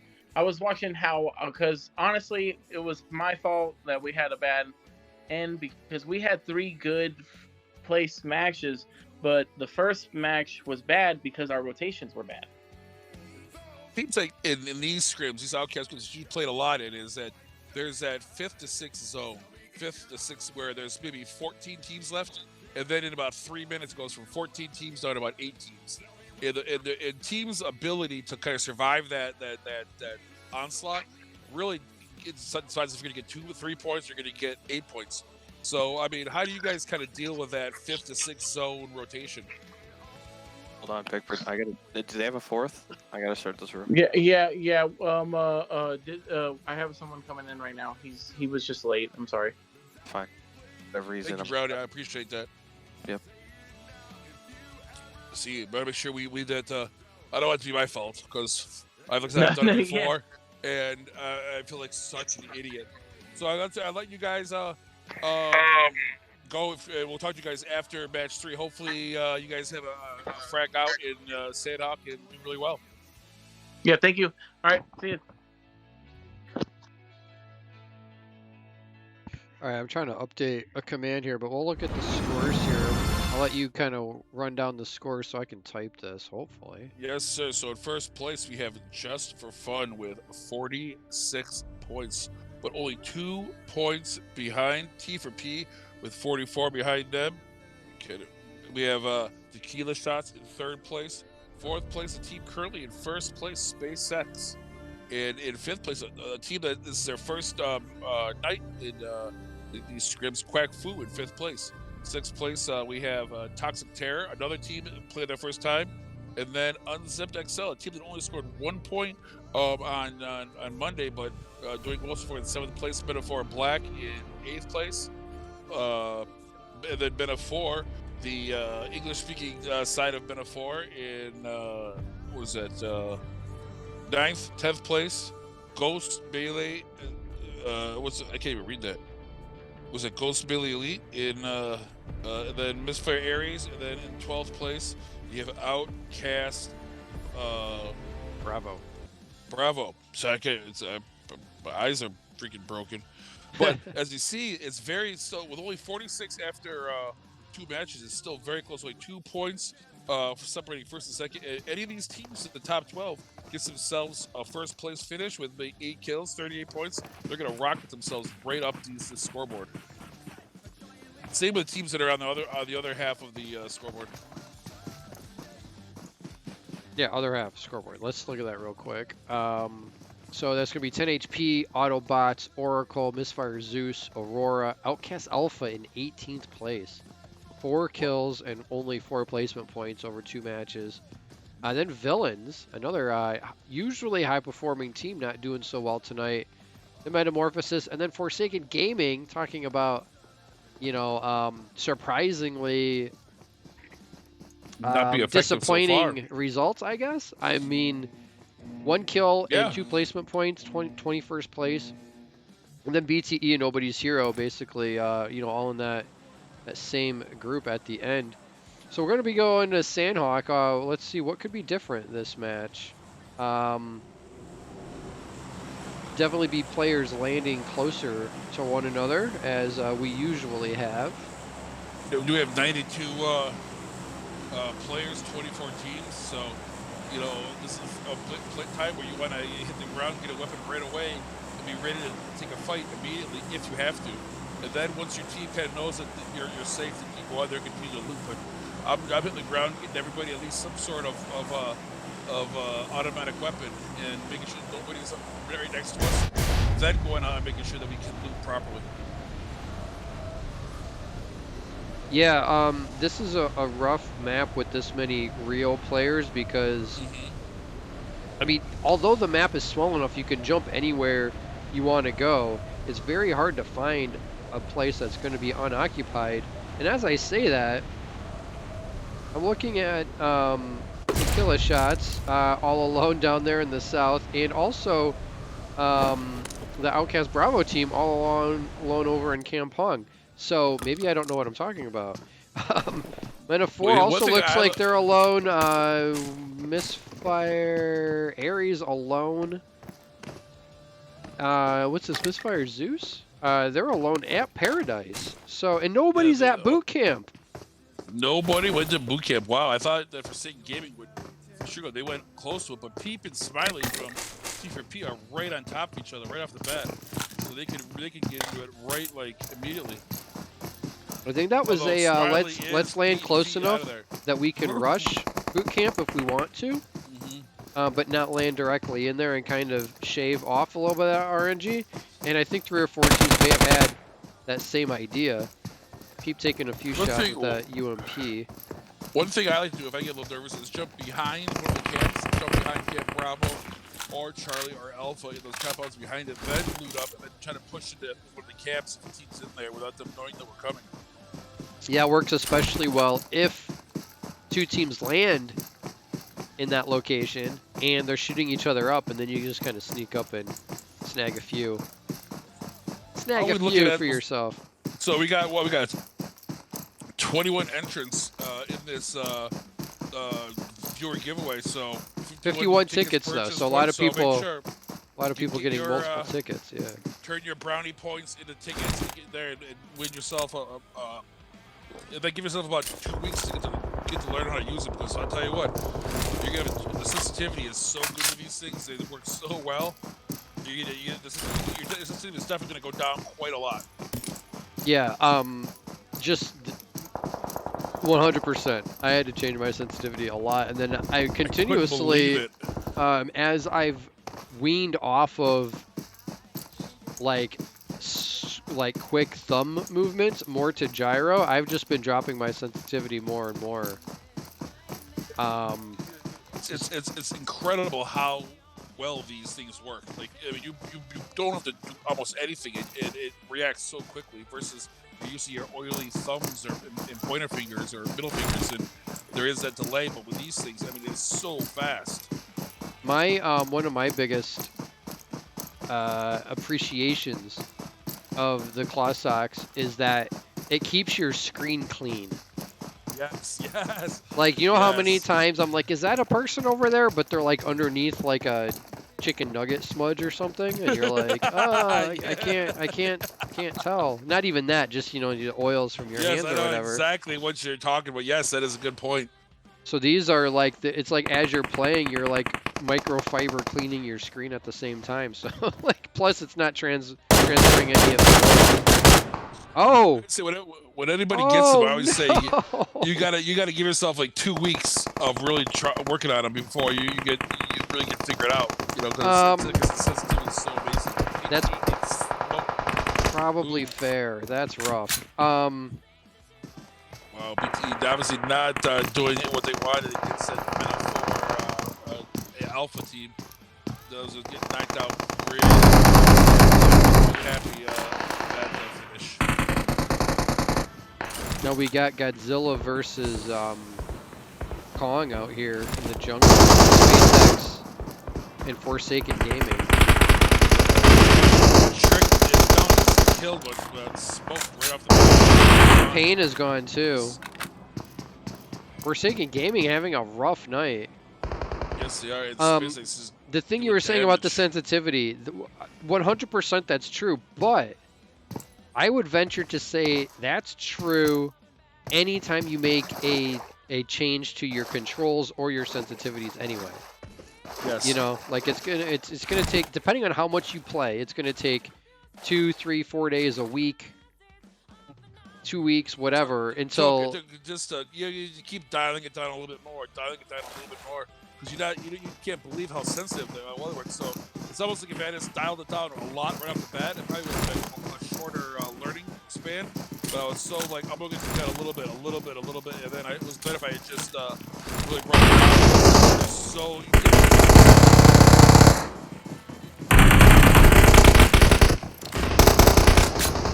And then for a Bravo team, the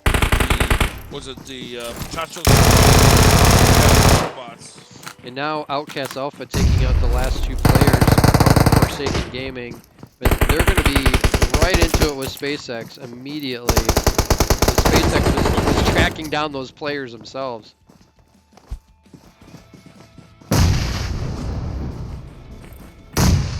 This could be good or bad for OUTcast. If OUTcast Alpha can take out SpaceX and keep the players up, not only do they get the they don't have to deal with later on in the match. Right.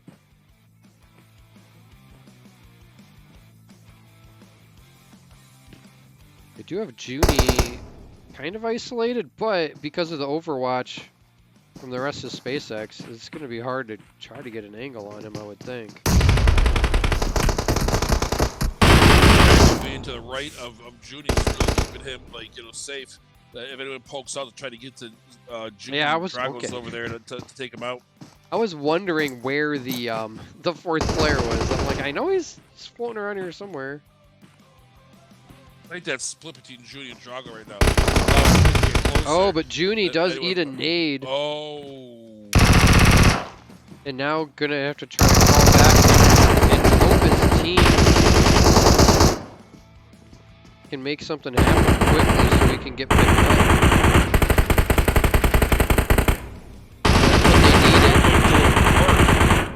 They did need, so they got one knocked and one eliminated. Wow. And Junie quickly able to crawl all the way back. He's getting picked up. I mean, Drago being able to hold off that pressure, that was definitely going to kill Junie and knock some players, but get him picked up. That right there is some of those little small things you see in a scrim that don't get noticed that end up.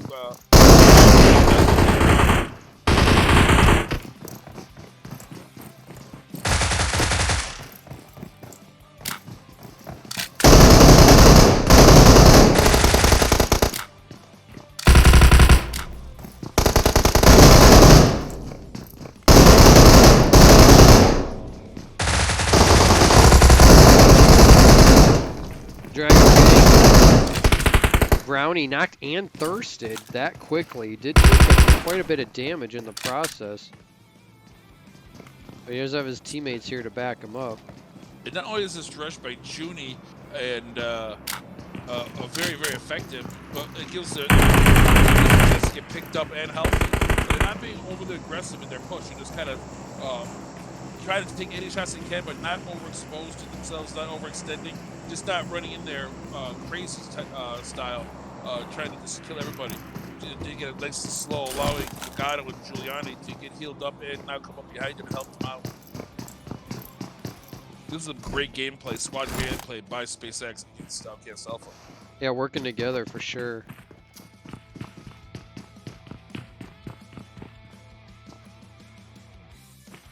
Now they have Spray and was it Quasito totally on their heels. They're just pretty much not having any chance other than playing a totally defensive game as these guys Giuliani now get an angle. Drago lucky he wasn't any deeper in the water. Oh.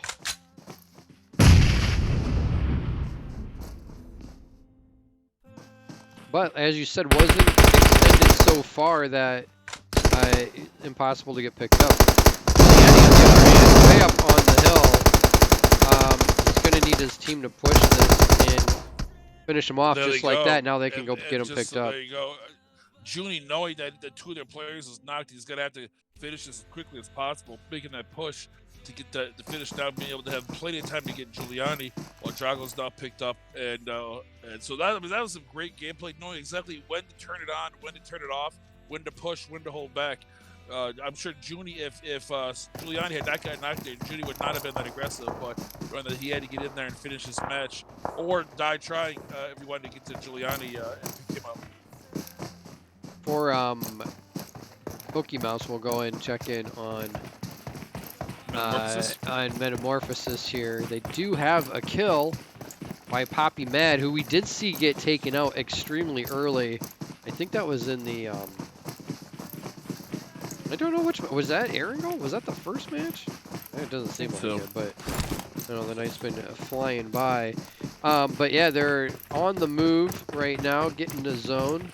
They do have Just for Fun in front of them, as well as Oracle. But you know, if they take this first compound right across the zone, they'll be okay.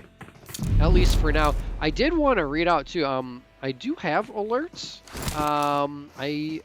Oh, you know what?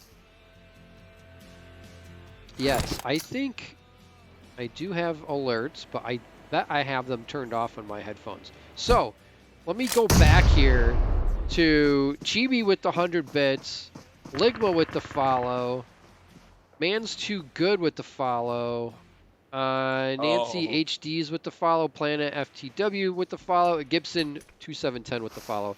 Thank you guys for the support tonight. Getting the snake, third-party snake pro knock on Ligma. Then as you can see, this jumps up and runs away. not allowing himself to get thirsted by the rest of the Misfire Ares team as they push in. So it gets the knock and then jumps and picks up.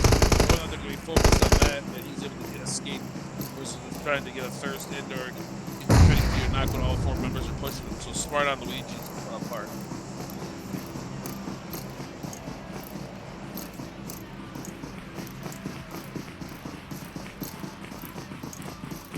Down to 17 teams that quickly. Only 12.5 minutes. We've already lost, 7 teams.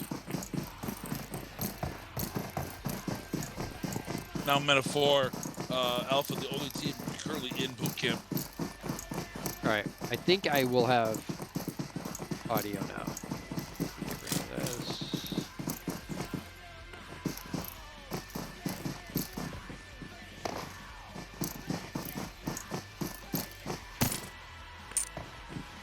Yeah, real central zone here. While SpaceX has a double airdrop coming their way with. So that's fair. We got a Groza, and where's the other one at? The rich just get richer. Okay, that's the Groza. What's this one? Is that also a Groza? Literally, they're like 20 feet. Oh, an M249. They got an M249 in one and a Groza in the other.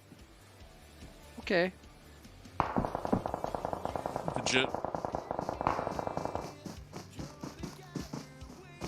Drago's coming over the hill like, it's Christmas? Okay.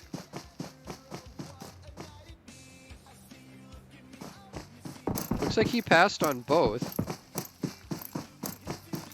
He's rocking Tommy M416. That's a heck of a meta going right now. That is my loadout, the Tommy with a 4X on the M4. That's, I think, is right now the best loadout, in my opinion. Yeah, I take the 6X on the M4, but other than that, you're not wrong. I think it was Vikendi won a match on the other night, playing with some of my OG friends. Tommy gun came in clutch at the end.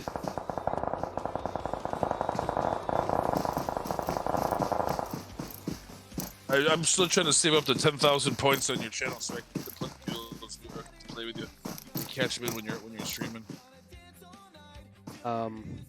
Okay. That's not required, but I mean, I appreciate it. Usually check in, make sure my sub is up to date, and then make sure the screamer is working. Yeah. I think I'm gonna give that its own dedicated volume control. And like, I like that because it's most effective, I think, in the third match. Because I think you get too motivated when it's the last match. It's the last one. I think third match is perfect. I screamer on you. You are correct. Yeah, I would. Like, I have a whole other match to do after this. So first match, you're feeling some energy. Second match, you know, you're still kind of on that. A little bit of adrenaline. Third match is just like, bro. That's why you have one more match, and then the fourth one is the last match. So I'm almost done. So a nice screen with about 12 teams left. So nice. And then, of course, you sell it like a pro wrestler. Like you just got hit up the head with a shovel. I'm not playing. Every time. I'm not acting. It's for real. I've been playing this. You don't even have to look. You just like, thanks, Pickford. You don't even have to look to see who's sent it anymore. You just know. Usually, yeah. I've been playing this PC game, one of the Metro games, like the post-apocalyptic thing where you're in like the subway, like what the that Metro Royale. That is based. That game mode is based off of those like PC games, which were based off of books. But man, I jumped out of my seat last night playing that game. The jump scare of the century. This is bad enough just this one. I didn't know. I went down into the subway, so there's that one that's like pitch black. Yeah. And I didn't know there was anything down there, so all I didn't have the goggles. I just had the scope that is night vision. Yeah. And I'm just walking around, and of course I turn around and look, and I'm thinking there's like 7 monster dogs right there. Yeah, that's what this. I did. The PC game, pretty much the whole thing happens in the subways because it's like toxic, like nuclear fallout if you go on the surface. like you're trying to loot, and then one of them dogs just come busting through a door, literally right next to you.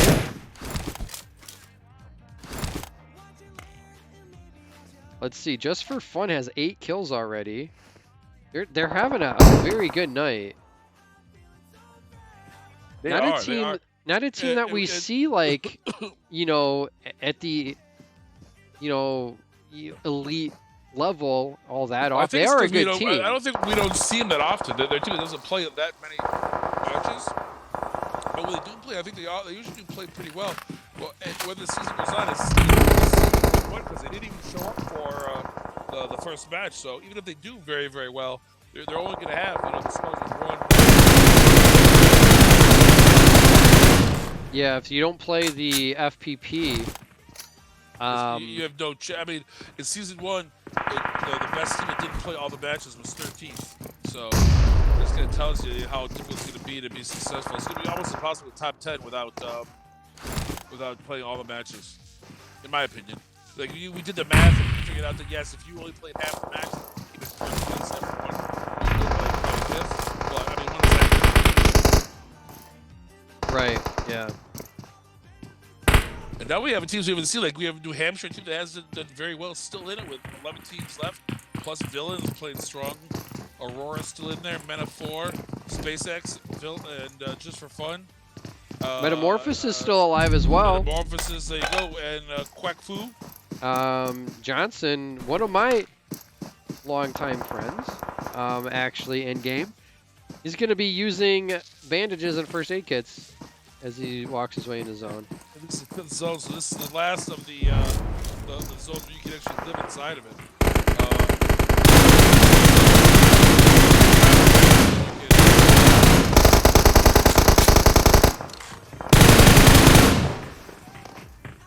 Magic Fiesta decided to take shots in the. They're in a rough spot now. You don't want to. Yeah, it's tough, especially the 5th zone. You have you take pretty much 1 or 2 shots, you're done.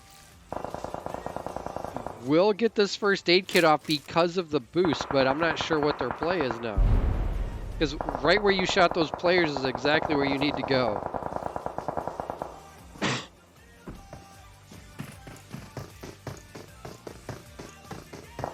I think he's going to try to take the bridge and use kind of the junk on the bridge for cover. Now it's a 6th zone, so he's in real trouble. He does have a box up here. Oh, it doesn't get the feel off in time. It's just that 6th zone is just too fast. And the team that he shot at, Unzipped, they got all their players are alive and not in the blue at the moment. It's just a rough position to be in where, like, maybe you're just trying to get one more point, you know, before you're done. I'll tell you what, this is probably very happy. They want to obviously score more points and go up on the overall scoreboard.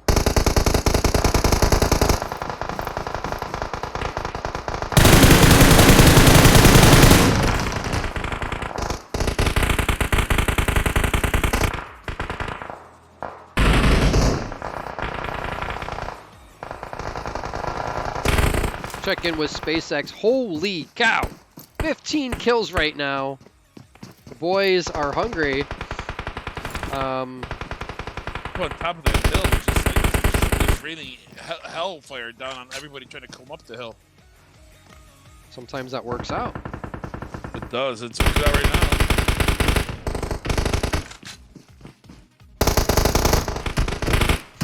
Junie, not even top of the hill's not enough. He's got to be top of the hill and in the little crow's nest.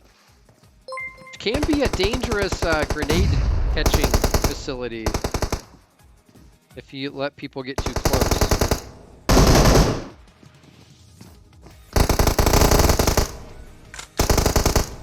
Junie's stepping up though.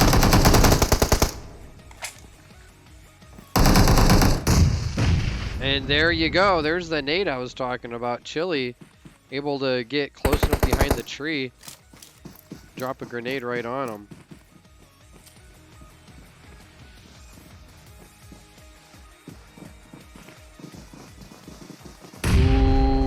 dangerous now, just for fun, cresting the hill.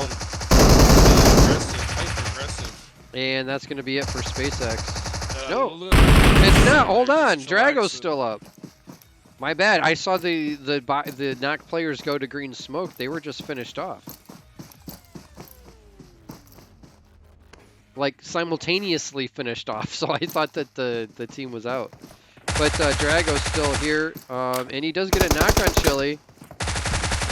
And another knock on Light. He's got one left, Dogwater.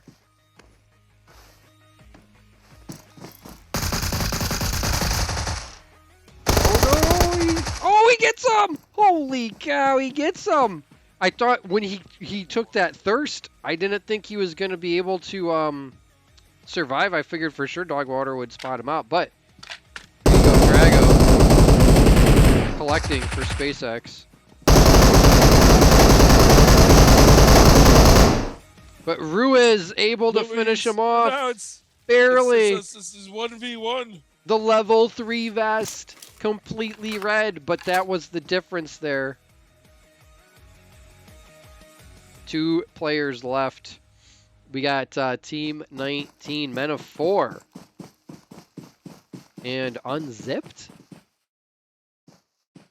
K9 from Unzipped. With a little bit of a high ground. Probably just saw him cross there, rock to rock.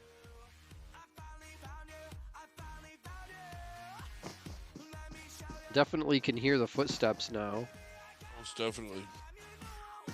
This is the place in the match where I wish I knew what was in the player's backpack. Because I'm like, why are you not throwing grenades? Probably because they don't have any. Because it's Sandhawk and there's like 10 grenades on the whole map. Now, K9 could climb up this rock. It is a little bit risky, but sometimes unexpected. And if the player's proning, which I don't think Ruiz is, but if the player is proning and you're on top of the rock, a lot of times they can't aim up high enough to shoot you without standing up.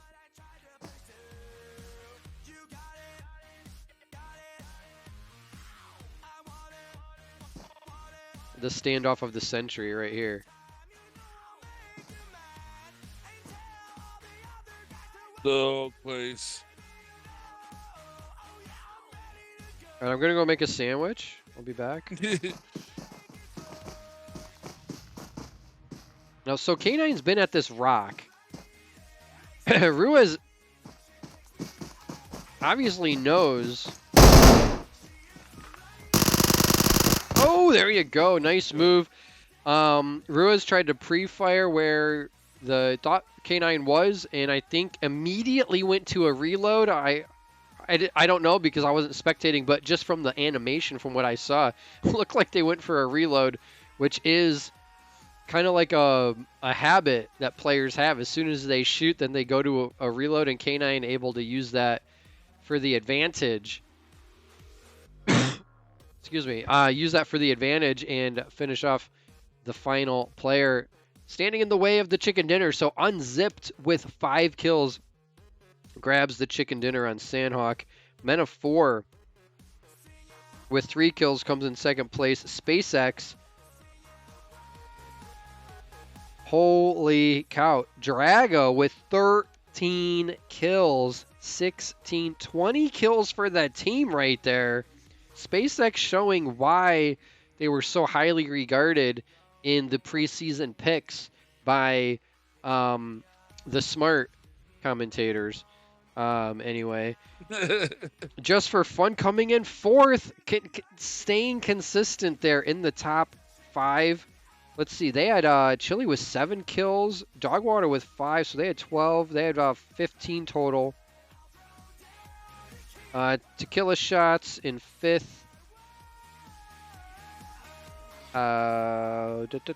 Was that Quack Fu? Yeah, Quack Fu in 6th.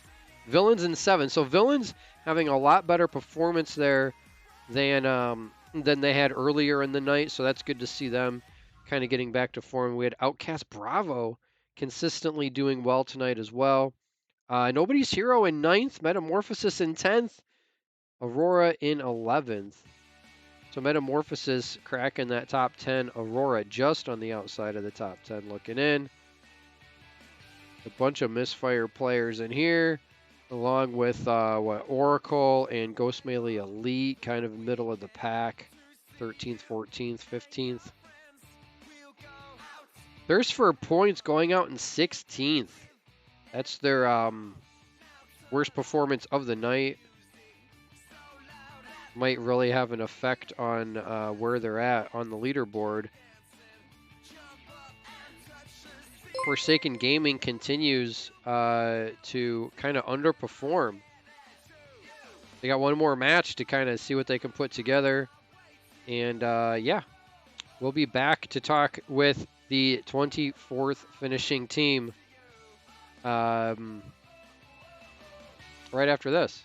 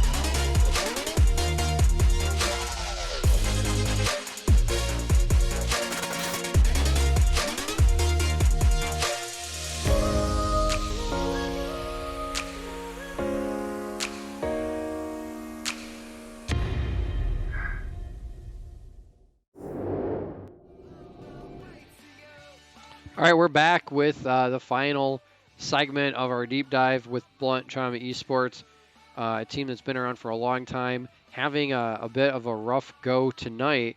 What's going on, guys? Not much, man. We were just talking stuff over. Just having a bad night on our jumps. Getting people just been jumping on us all night, and we've been kind of messing up our jumps. And we've just been making mistakes that you just can't make.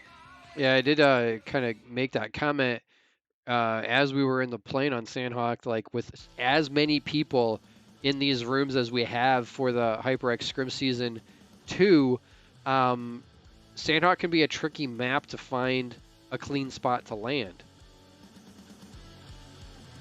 Yeah, to be honest, like last when we were in here on Monday, I was surprised that where we landed was the same spot, and I was surprised that nobody was there with us, which really helped us out because it was a good central spot.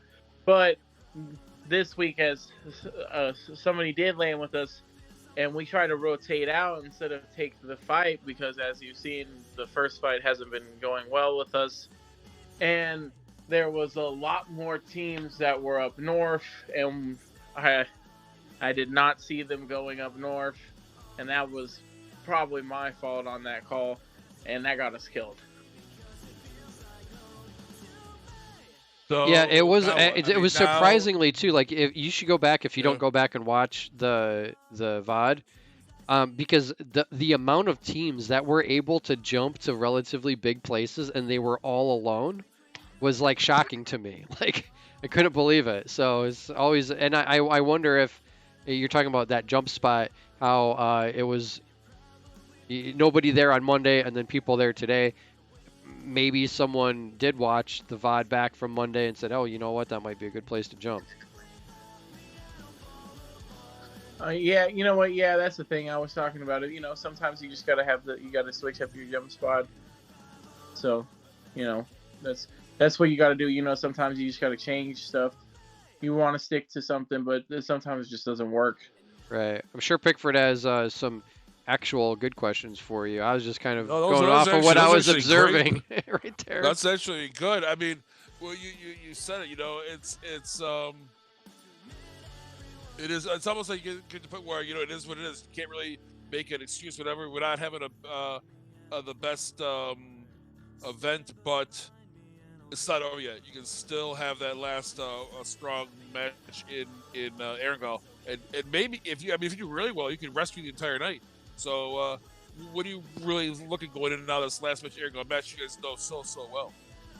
Well, we're really looking. We want points, but honestly, it's a bad night, and I mean, we can't really. We just can't back down. We got to give it all we have. Like we're if there's a fight, we're gonna take it because we need the kills, and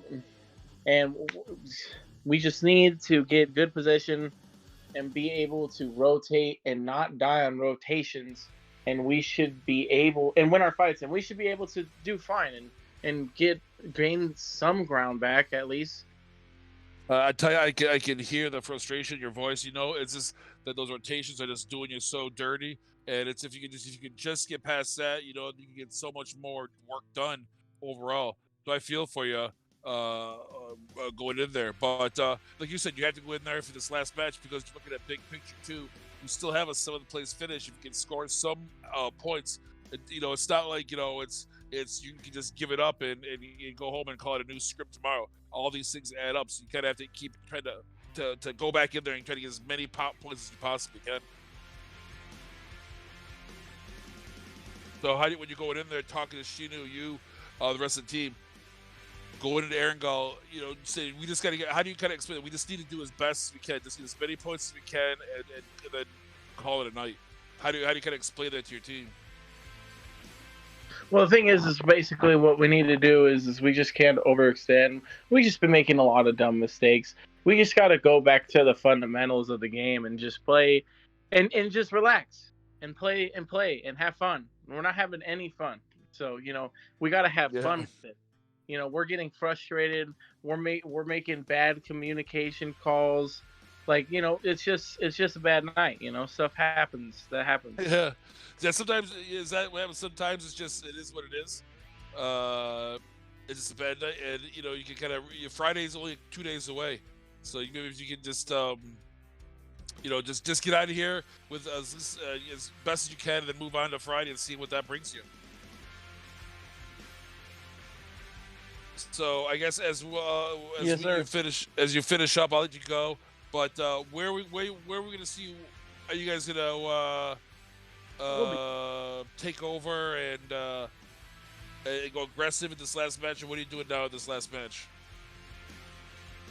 We're gonna stick kind of to the game plan, but we'll go. We're gonna go a little aggressive. We're gonna have to make up for some lost points. All right. Well, good luck. I hope to see you guys in there. And again, all you guys, I know, Seabass, you could have easily told me to pitch sand after like the first match, the second match, but you came in here all the matches, even though it wasn't going as well as you wanted. So I do appreciate that. I respect you for that. And good luck for this last match. Hope you guys do really, really well and score some big points. Thank you, man. It was fun being on here. Thank you. I appreciate it. All right, guys. Good luck. Have fun. We do have scores. All right, I was seeing what that message was. I can wait for sure. Let's see what scores are at after 3 matches. We got 1 to go. Just for fun, with the consistency tonight, 46 placement points and 16 kills has them in first place, but only by 3 points. Thirst for points. They are thirsty for points. They need 3 more. They need 4 more to take first place. They got 15 kills and 44 placement points for 59 tequila shots, 47 points. So they're up there in the mix, just 12 points behind, 7 points back from them. SpaceX, who just had a monster of a game. I'm not even sure if that's right. Is that right? Didn't they have 15 kills in that last match? Did they only have 2 kills before that, SpaceX? In all the matches, they've had 17 kills. No, they had to have more than 2 kills. Maybe because they didn't do very well, but they had at least 15. But they had 17 in the third match. Yeah, I'm not sure, but these Well, are the check that. It's not unofficial. official. These are the It's not unofficial official. results. We will make sure everything is double checked. That just surprised me, I guess. I'm not gonna go back and look through all the screenshots right now. We can save that for later. But Quack Fu there in 5th, Toxic Terror in 6th, Unzipped, man, in 7th place. Very good job for them. result for them right now. Metaphor Black in 8th. Metaphor in 9th. Very consistent between those two teams, which we usually see. Ghost Melee Elite in 10th. Misfire Aries in 11th. Outcast Bravo falling to 12th. At the second page here, we got 10 HP Autobots in 14th. Kind of surprised at that. Oracle, Misfire Zeus, Aurora, Outcast Alpha in 18th. Very surprised at that. Villains in 19th, even after that better performance in the third match. Still, kind of an uphill battle for them. We got Metamorphosis, and then Forsaken Gaming in 20. This is updated, is it not? Yeah, well, they didn't. I don't think they had any kills in the last match. But how do they only have 2 placement points after 3 matches? Is that even possible? Hold on a second. Just hold on a second.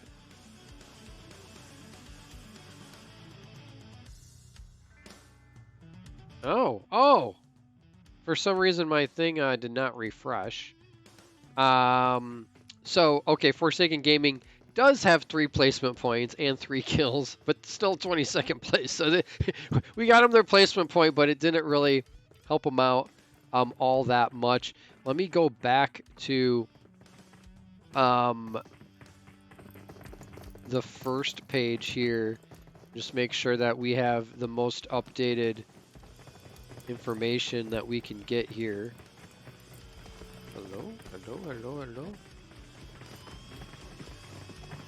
Okay, let me go to that, and then go to this. And then...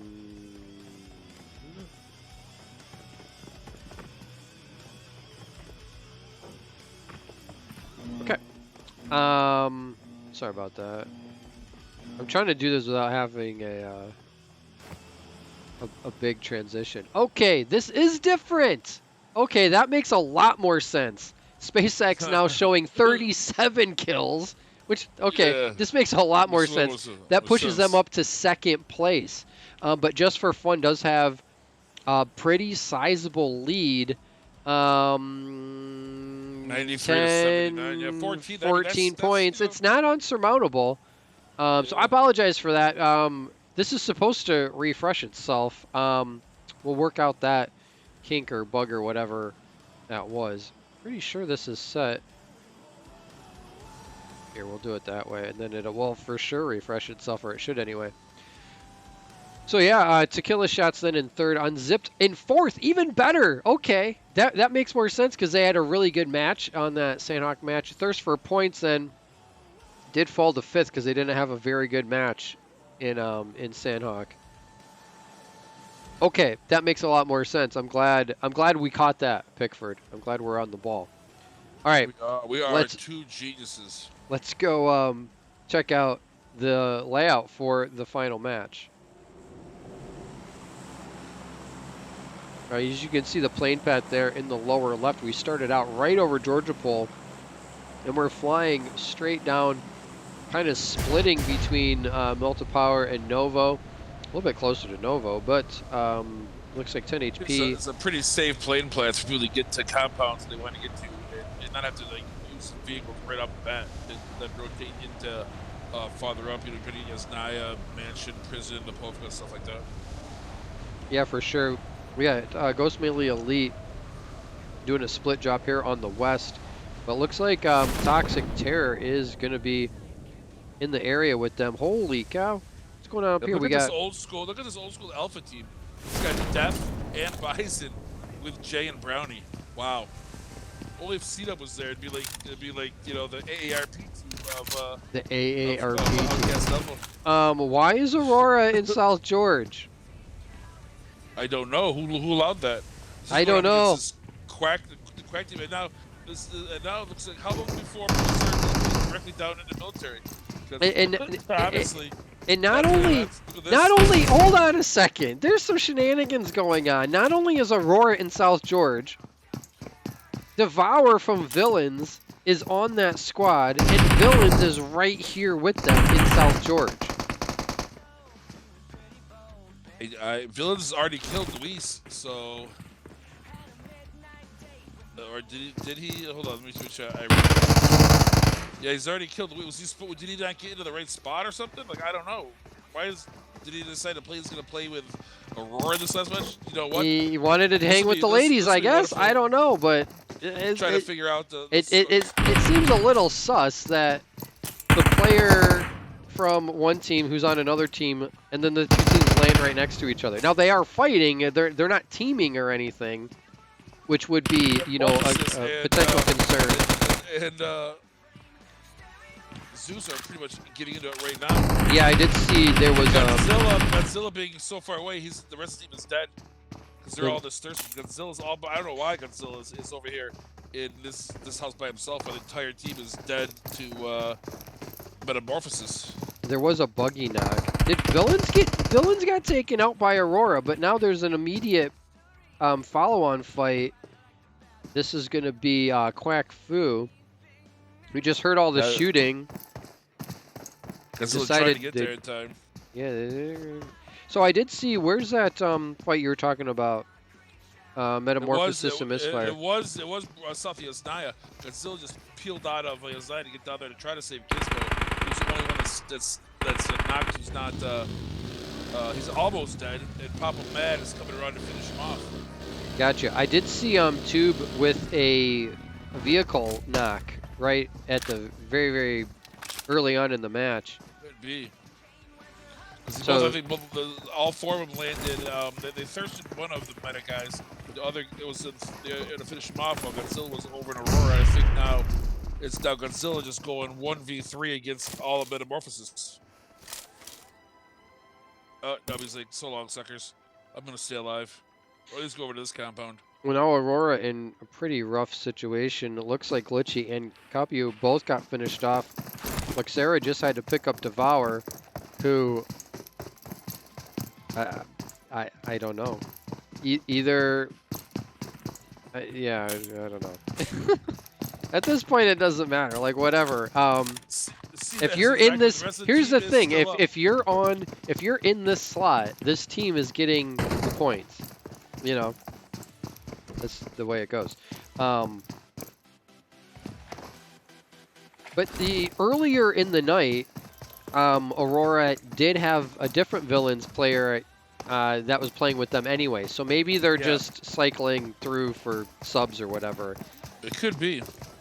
It very likely is. Then it's just like crazy that they both landed on top of each other. Maybe not. Maybe it wasn't even a coincidence.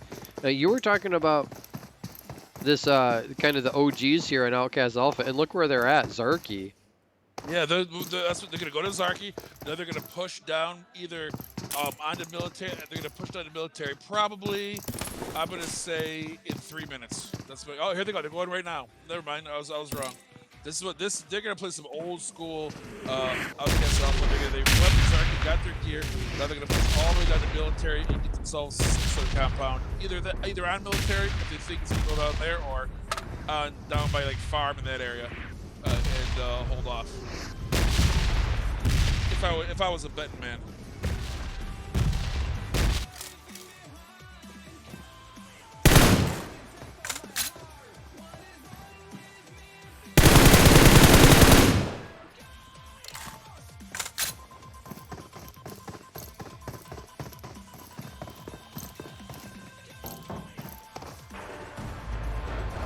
SpaceX absolutely all alone. Villains and Quack Fu team are just continuously. Aurora and Quack Fu are just going at it. I feel like a non-stop battle between these three teams: Villains, Quack Fu, and now Aurora. Since pretty much y'all landed. And OUTcast Alpha is in the area as well if they wanted to participate at all.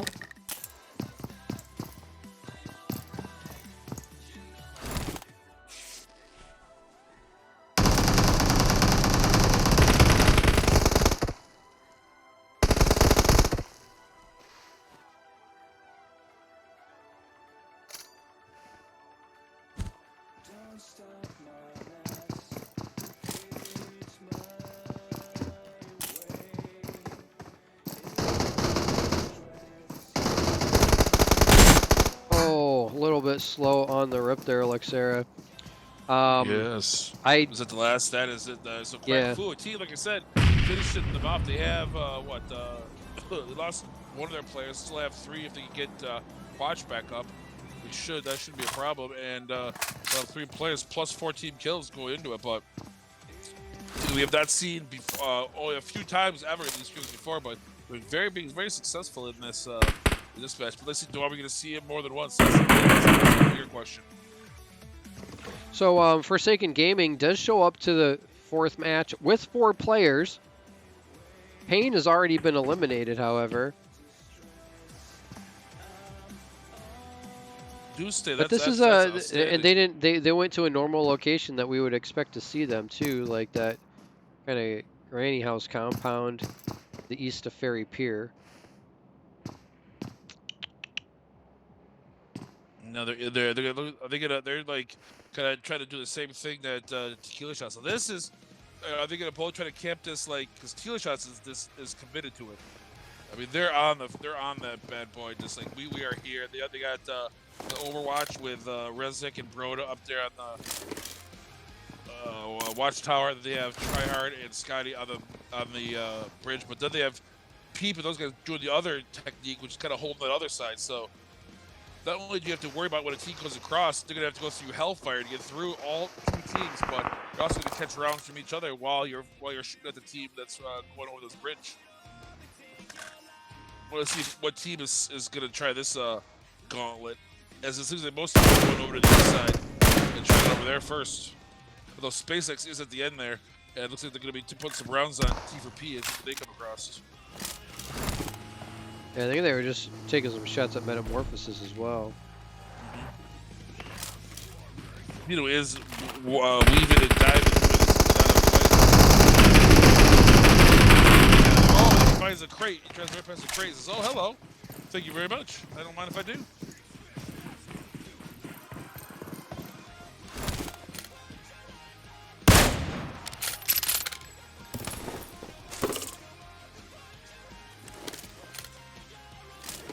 M249, I don't see too many people taking that gun anymore. I love it. And now the rest of T4P coming across.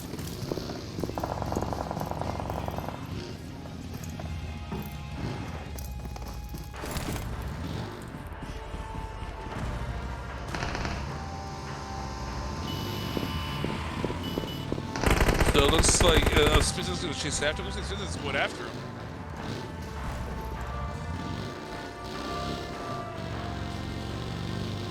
There's currently 69 tickets purchased for the giveaway. Nice. Wow, not too bad. Nobody buy any more tickets. We need to keep it. And look at this. Look at Brownie and Biso's guys getting on the boat, taking it over to the boat with the military. Always thinking it's that 10 HP rotation mentality. Let's not go across this boat. Let's get some of these boats and drive across, and we'll be fine. We'll be fine. They're thinking. Along with not sure what they're thinking. Autobots doing the same thing. I'm not a boat fan.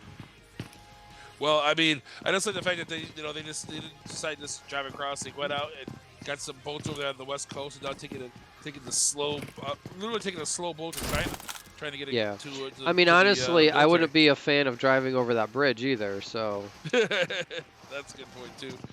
And now teams, as the teams kind of roll up on it, they have this decision. They gotta know that someone's there. Now, right now, I'm gonna if I even make it across the bridge right now, I'm gonna chillax on this side. It looks like now Misfire Ares and Just for Fun are gonna run into each other as they both hold up short of the bridge.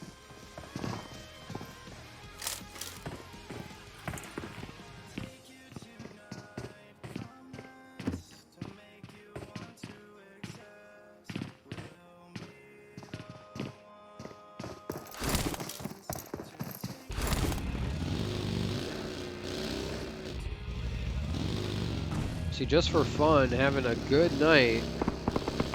Do have all 4 of their players alive, trying to make a vehicle rotation right past Misfire Ares. Oh, baby. Baby, you have literally no health. For Hacks also super low. Like, I don't even Yeah, see you don't see a sliver of red. Not a pixel of red. Oh. Where's Carnage at when you need him with the call? She's 1 HP! That's Holy right. cow. Just That one was, HP. that was Canada less. now.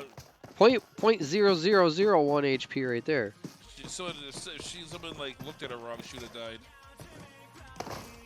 Canada elusive tried to hold off Dogwater and Hacks while Baby's up there at top, knowing that Light and Chili is still up there. Haven't rotated in yet. It looks like Tequila Shot said, you know what, we're not going to camp this anymore. We're out of here. They gave up on the as Canada goes down. So Tequila Shots is but they're going to run right into Metamorphosis over there.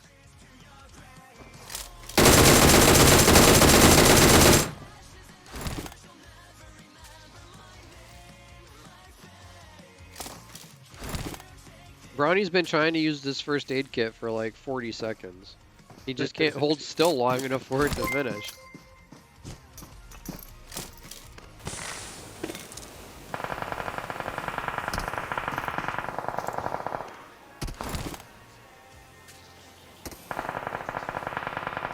Scott Brownie, is he finally giving up on his? Is he back to his iPad?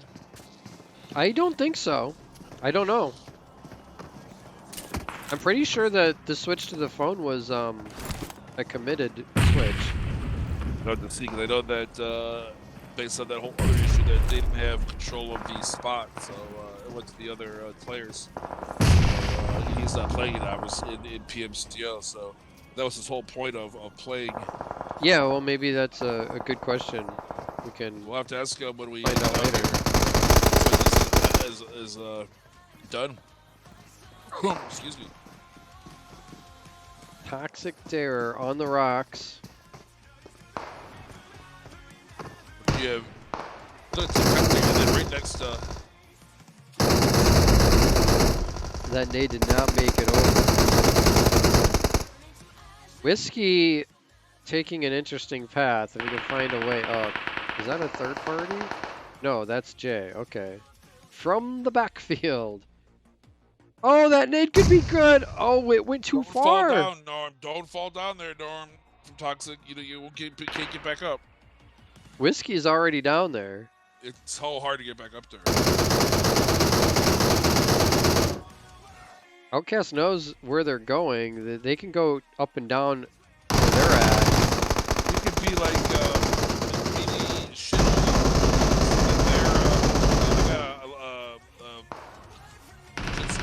And then Quatch, they're just out there swimming in the water. Oh, the nade! Whoa. Brownie with the big old nade finishes him off. He does.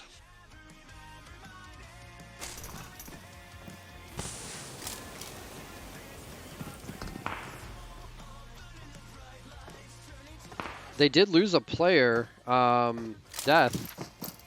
But that was, I wasn't sure what the plan was with them going down the cliff, but somehow it worked out. It has so far. Now we see how hard this. I hope this zone pushes back towards north, like into the bridge.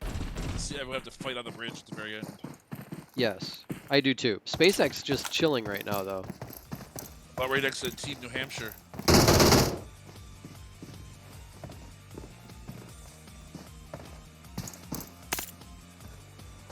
Nowhere with 16 teams. No one wants to be that last team, next team out.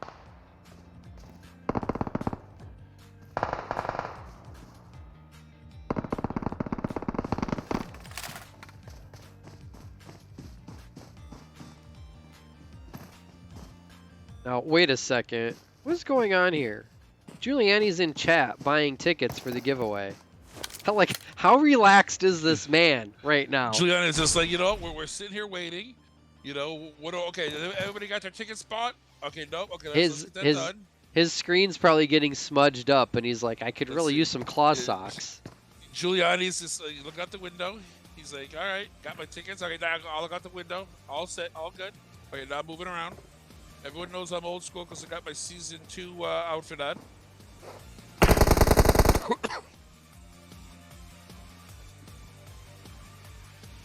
Bought his tickets, now they're ready to rotate.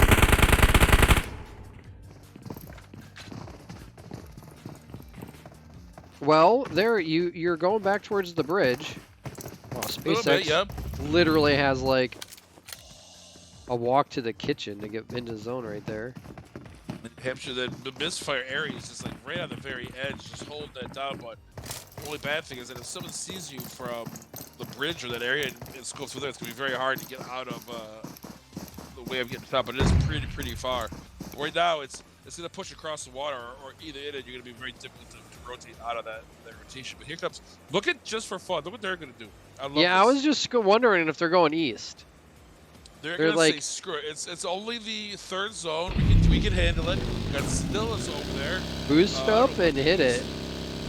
He's all by his lonesome, just still looting over there, along with Unzipped, still looting over in the blue and Novo. Of course. More importantly, not the risk is non-existent because you know there's nobody over there. Although he could find some as his team down rolls up right on him. They don't see him there, but looks like he's gonna not be close enough for them to get into a beef with each other.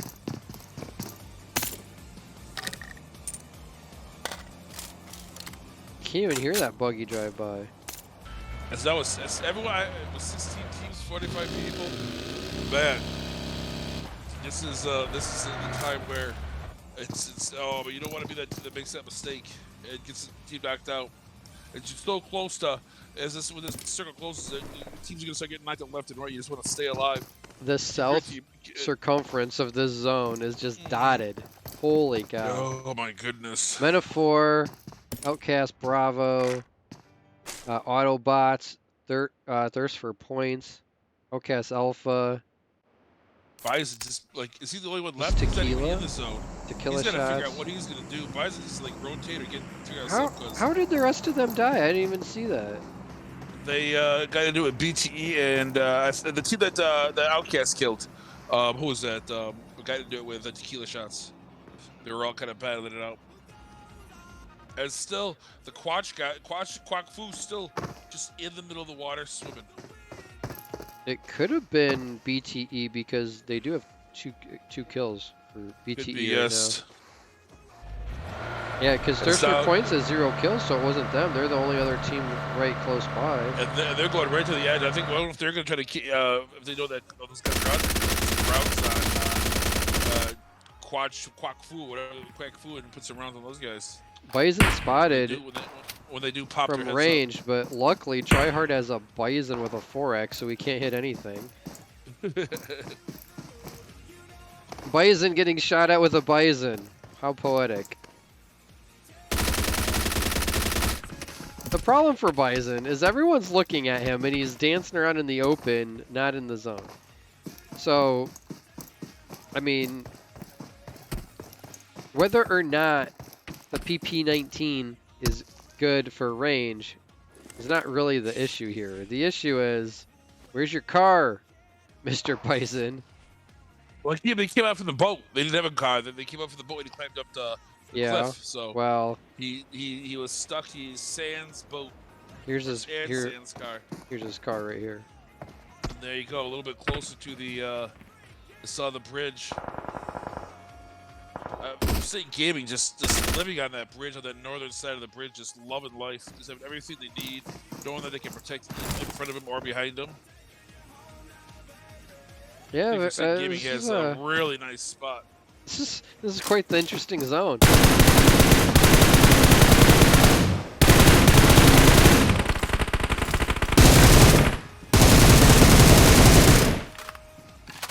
Up on the top of the bridge, chillaxing, waiting for somebody to drive by so we can shoot him. I mean, directly on top of the entire bridge.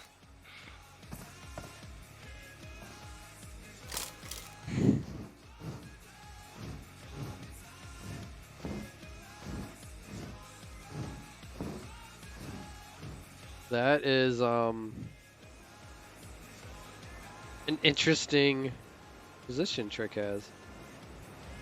I want to if he falls and gets run over.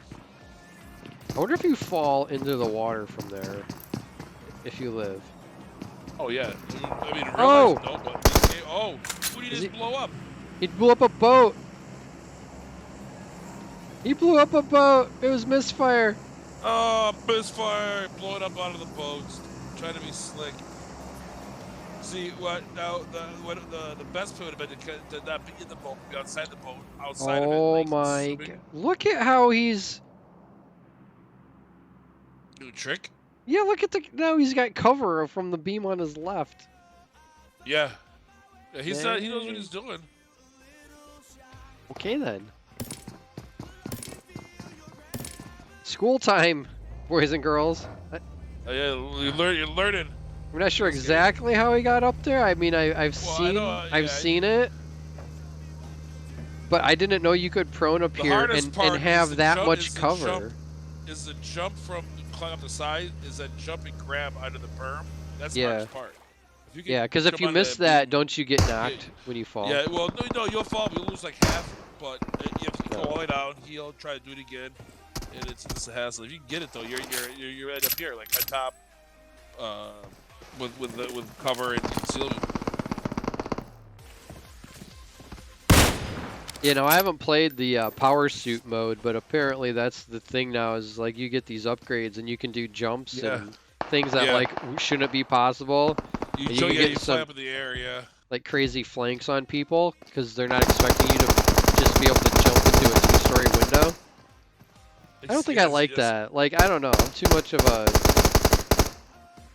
old school player, not like, smart player to like be able to guess where people are going to be like that. Well, what happened also is you can jump off the top of a building and power down on top of like a whole squad if they're hiding out somewhere. But also it's kind of like wonky. So it's very easy to shoot them out of the sky when they're coming at you. Yeah.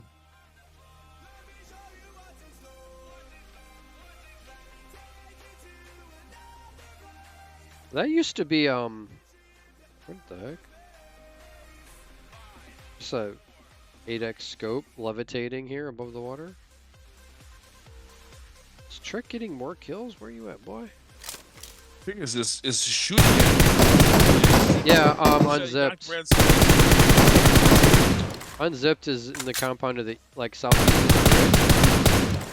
Well, you think all the time we were talking about, they would know that Trick is on top of the bridge. I mean, if anyone streams to me, he's been up there for at least 5 minutes. So if anyone's watched the thing, they're gonna know that he's up there. Yeah, if it's been 5 minutes, let's see. No, this stream is not caught up to that point yet. Okay. On this stream, they're shooting Bison with a Bison 4X right now. And I don't think I saw Trick up here till after that. Junie now, getting in on kill action. Another boat blowing up! Trick collecting more kills. Was good enough to jump out before it blew up to stay alive. Should be underneath the swimming underneath. Crispy on 1 HP. And gonna drown. Okay, well that's one way to exit the match. Trying to run across. Trying to get angles on now. Looks like T, Dodger, and Zeno are over there.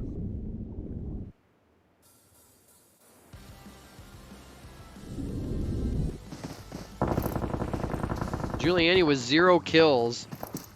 Getting antsy, I would think. He sees Rogue from Autobots drive right in front of him. Oh no! Easy. The patience there for Giuliani to wait. Rogue parked, got out, and laid down, completely exposed to Giuliani there.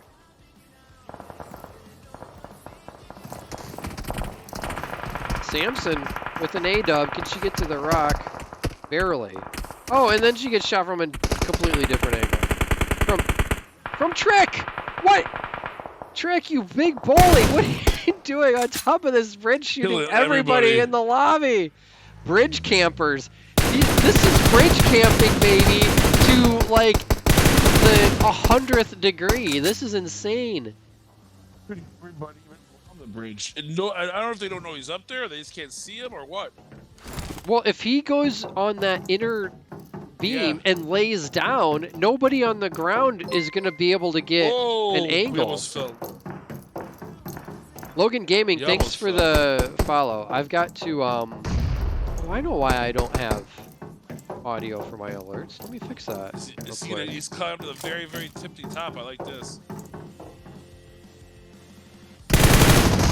Oh, they got him! Knocked. Drago! And Drago got Jonica with a nade at the same time. Man's He's insane. dead. He can't get down. You can't get down. Trick. The awesome exposition that was Trick is over. Drago with the double up. He threw a nade and shot Trick at the same time. So he got one with the nade. I'll tell you, it's good that for a second with at least a 5th kill and 13 kills. Yeah, definitely. You hate to see players like that have a really bad night.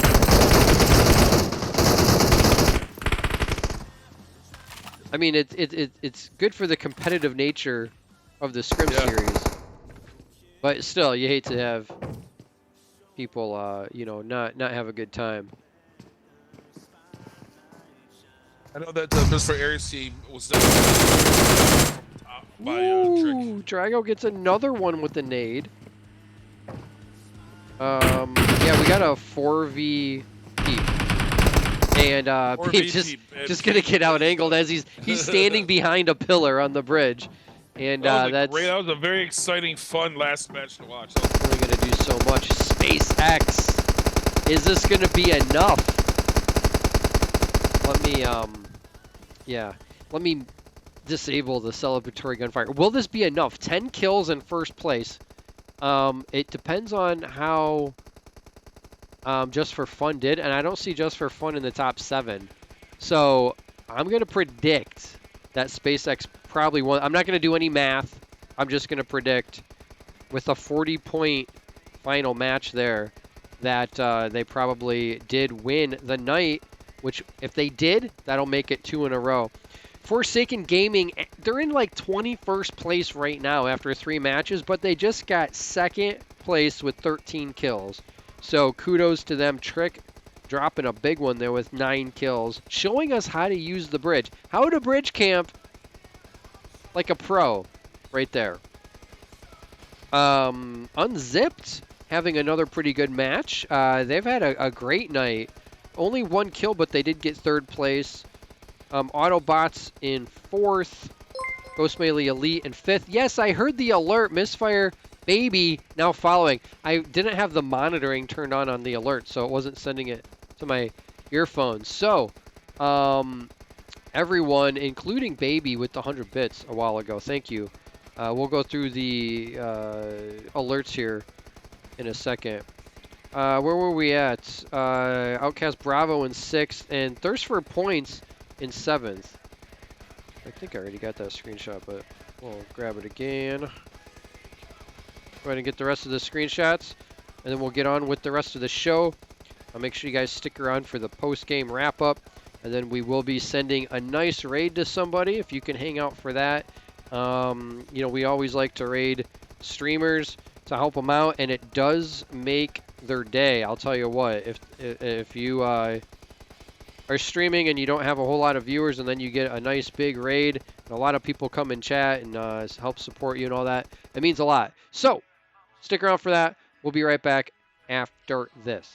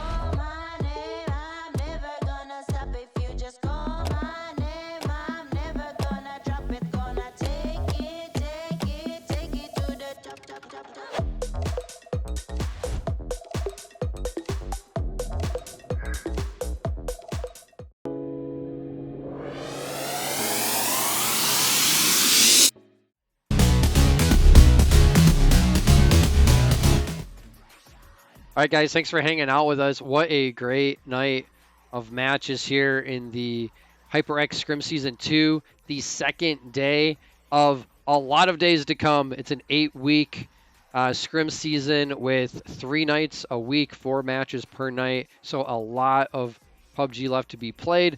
But let's talk about what happened tonight. What stuck out to you the most, do you think, Pickford? That the new teams came in here and were so just teams we hadn't seen before, like Quack Fu coming in here doing very, very, very well. And then also Tequila Shots, a team that's relatively new, doing well 2 nights in a row. I like to see some of these teams that we haven't seen a lot of come in here and really try to affect the overall hierarchy, and then maybe go away. I like it when they come in, they do well. We saw it in season 1 with Meeseeks did that a few times. They come in here, do well, and then disappear, come back, and really, I love it when there's any type of shake-up in the overall lobby. And of course, I'm really excited for Unzipped playing well at the end there and getting some points. And we'll have to see. But I want to see how well the second place finish for our second game. They were, like we said, on that second page, almost out of it. But with all those kills and that second place finish, let's see how far up on the front page they get to rescue the night. I think the surprising thing of the night was Forsaken Gaming and how challenging of a time that they had in the first 3 matches. And you made a point in the Miramar match to say we've seen this this team in one form or another kind of throw the towel in halfway through a scrim set if they weren't doing good. And that 4th match just showed why you should not do that, because they were able to come, and I'm sure that they had a whole lot of fun in that last match as well. And that's, a huge part of it. As we heard from Blunt Trauma Esports earlier, they also weren't having a great night, but they wanted to make sure that they at least came back for the last match and had fun. And I'm sure that's exactly what Forsaken Gaming did. As we're waiting for the scores to come in, let me go through some alerts and that I had off in my headset. So Mamadouche with the follow, Scott Good with the follow, Teddy Bear with the follow, Baby with the 100 bits. Thank you, baby. Secret Uhai with the follow. And then TS Uhai also with the follow. Thank you. We appreciate it. If you got more than one account, it's okay to follow with more than one account. Nobody cares. We like it. It's fine. Harsh B with the follow. Logan Gaming with the follow. Misfire Baby with the follow. Donated bits before even following. What a legend right there. Arian Xmax with the follow, and William Crossy also with the follow. Ton of new follows tonight. Appreciate it. You guys are amazing. We love to see these numbers. And I'll just tell you a little bit of a secret here. When we can report to our big sponsors like HyperX, like Mobile Gaming Core, that we're using their products that they're providing for us, we're giving them to our community, and it's helping our numbers, it means a lot to them. Like it almost seems like it means more, especially in the conversations with HyperX, that OUTcast is seeing growth more so than they're selling products, because they know that is likely to come. But anyway, with that out of the way, we got any big shots in the room? We got one. I see. We got one. Sweet. Little shot. A little shot. We got the coach, C-Dub. So you watched all the matches tonight? Yeah, I mean, I was there for all the matches. I didn't get to see every little bit of it, but I me neither, and I was definitely here. But anything stick out to you as memorable? Trick on top of the bridge was super cool. And then who was it that dropped 16 kills? And Sandhawk, I think. I have to go back. One of it was 13. It was Drago. Yeah, one of the SpaceX players. Okay, yeah. Bison getting shot at by the Bison for sure. I did like that part. Poor guy. I was freaking out when OUTcast decided to go run down that hill, and then I realized they had Jay behind them.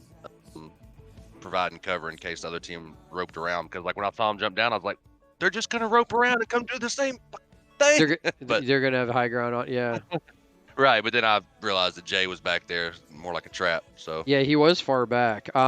We were kind of surprised that they jumped down as well because I'm not 100% familiar with that area. I do know there's some spots where you cannot get back up, and I was like, why don't go down there and then be stuck? That's how we got up there. That's where we parked our boats. I did see the jet skis down there after, or right around that, so that does make sense. But that was a big nade you had there, Brownie. I knew he was there, so I. They threw a couple grenades at you, but just didn't have any luck. One of them didn't make it over like the big tall rock that was separating you guys. Right. And then the other one, after that player dropped down, the one that was low, he threw another nade, and I think it went over like too far. So, yeah, trying to get nades to land exactly where you want them on those rocks can be tricky. Yeah, I mean, it was. Yeah, I got lucky. One could have hit me, but I hit my med right on time, so it didn't affect. But I mean, tonight was not great. I mean, earlier today we did great. I mean, we got second place and qualified for the next round of the Shredders wildcard tournament, and like full tier 1 filler teams in that lobby, and like we just played like absolute crap tonight in these. We got kills. I think we had 13 or 14 kills, but just placement we couldn't survive. I don't know. Yeah, there's a lot of teams out there trying tonight for sure. For sure, yeah. I mean, it was that combined with having tryouts that just some people didn't show up. We're obviously in a rebuilding phase, so bringing a lot of new people in. Some people didn't show up. Some people had to leave early, so it just it was a rough. Understandable if you don't have a consistent team that you've had, playing together for a while. Absolutely. So what do we got to look forward to Friday? getting to see Duke for the first time this season. That's what This you're looking Friday- forward to. Okay. That's the first time. Yeah, there is no HyperX giveaway this Friday. You know, we are going to do at least one per week. We did two for the kickoff. So we'll have another one. The next one I do believe will be later on next week. But which are means we everyone correct should have- in that we do have MGC giveaways every night though? we do have MGC giveaways every single night. All right. And So also with the fragger of the week will also be decided tomorrow. I'm sorry, Friday night as well, which I'm looking forward to. yeah, we'll have to get some updated numbers late tonight or tomorrow. It's outcastesports.com if you want to check up on those. But we do have some competition here. Trick had a big match at the end. Another SpaceX player had that big match on Sandhawk. So it's kind of heating up for the top fragger of the week. And that will obviously lead into the top fraggers for the season as well. Yeah, Fragger's getting a lot of love this season between, you know, they'll obviously be in the running for the MVP, the Fragger of the season, multiple Fraggers of the weeks, nights, like an all-star. I can't even keep count of it anymore. There is a lot of places for the high Fraggers to get some prizes here. You get fully decked out if you play your cards right. Heck yeah. I looked at some of the prizes and it's like some people are going to end up with like a complete new, pretty much anything that we can get for them, right? Absolutely. Nice. Okay, so Brownie and I just messaged each other the same thing at like the exact same time. So we ready to give away some claw socks? As long as you give them to me. I think you're exempt from winning. I think I am too. I Does enter every now everybody and then. here know what the claw socks are? We had some trouble on Monday. You don't know what claw socks are, so crawl out from under your rock. Claw socks are a product made by Mobile Gaming Core that they are a knit sleeve that I wear them on my thumb. Some people wear them on their thumbs and their pointer fingers if they play claw. but they give you a very consistent amount of friction between your thumbs and the screen, and it's a very, very light amount of friction. So it doesn't take much effort to move your player, control your aim, control recoil. They do a couple other things that I find very beneficial. Number one is they keep your phone screen cleaner, which helps with vision, but it also helps with the consistency of your movements. So, like, if you ever have to wipe off your screen because, like, it's, you know, getting oily or whatever, and it's changing your feel or your sensitivity, this will prevent that from happening. If you haven't tried them, like, these are the best ones that exist. I've tried numerous different ones, and since I started with the mobile gaming core ones, you can see, like, I kind of stock up on them. They don't last forever. That you can wash them. Some people hand wash them. I'm lazy, so I just literally put them in the pocket like of a pair of jeans and then run them through the washer, and they come out just fine. I don't want to wash them on their own in the washer because they'll just get lost, like, you know, a sock or something. But if you put them in a pocket, especially if you, let's say you have like a jacket or pants with a zipper, you put them in the pocket and zip it, you'll be all good. Wash them, dry them, and reuse them. So yeah, that's what they are. They are normally $12 or so for a package of 6. So getting them for free with, you know, shipped to you is definitely a worthwhile thing. And the only thing it takes for you to be able to win is to watch and then enter the giveaway, which we have had 91. You guys were supposed to stop buying tickets when it hit 69. What have you done? We're at 91 tickets right now. 28 people have entered. Let's see. Anybody have a large number of tickets? I see 6. I see 8. Baked Bunny going in hard with 8 tickets. Jay White with 7. ExoWiz with 15. Okay, we're going to close this. We're going to give them away right now. Drawing the winner. Hopefully you're still in chat. I see the numbers have dropped off a little bit. Lil Sus 2004. Who had 6 tickets. That boy better still be in chat. That's my Rocket League buddy. He's been bugging me about the giveaway all night. Alrighty. Well, Little Sus, you in here? When we gave away, was it Claw Socks we gave away a while back? And I had someone they're always like within the first 1 or 2 or 3 people that will like a tweet of mine. And they were in chat like all the way until like 5 minutes before the giveaway or 10 minutes before the giveaway, and then like, oh, it's too late, I gotta work tomorrow, I gotta go, and then they won. But they didn't win because they weren't here. So, Lil Sus, are you here? I'm looking through the chat log right now. Or the user list. They're still Check me out. taggable. They're still taggable. I'm messaging him right now. He says he's in chat. Like, I'm literally talking to the guy on Discord. Okay, well, you know who he is? As long as you I can know confirm and get the address and all that, I think we're good to go. So,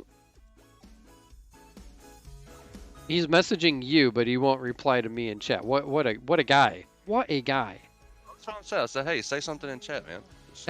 He's shy. The only thing he knows how to say in chat is !ticket, baby, because that's how you win. Son. That's how you win. All right. Oh no! Wait a second.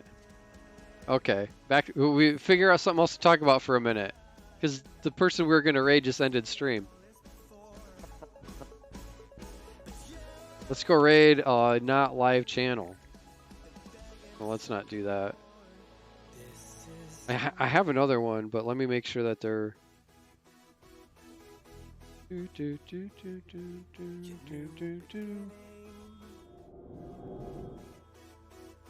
Alright guys, we're just going to line up a raid and then we'll see you guys all on Friday. I have somebody else streaming PUBG if like you don't have anyone in mind, Brownie.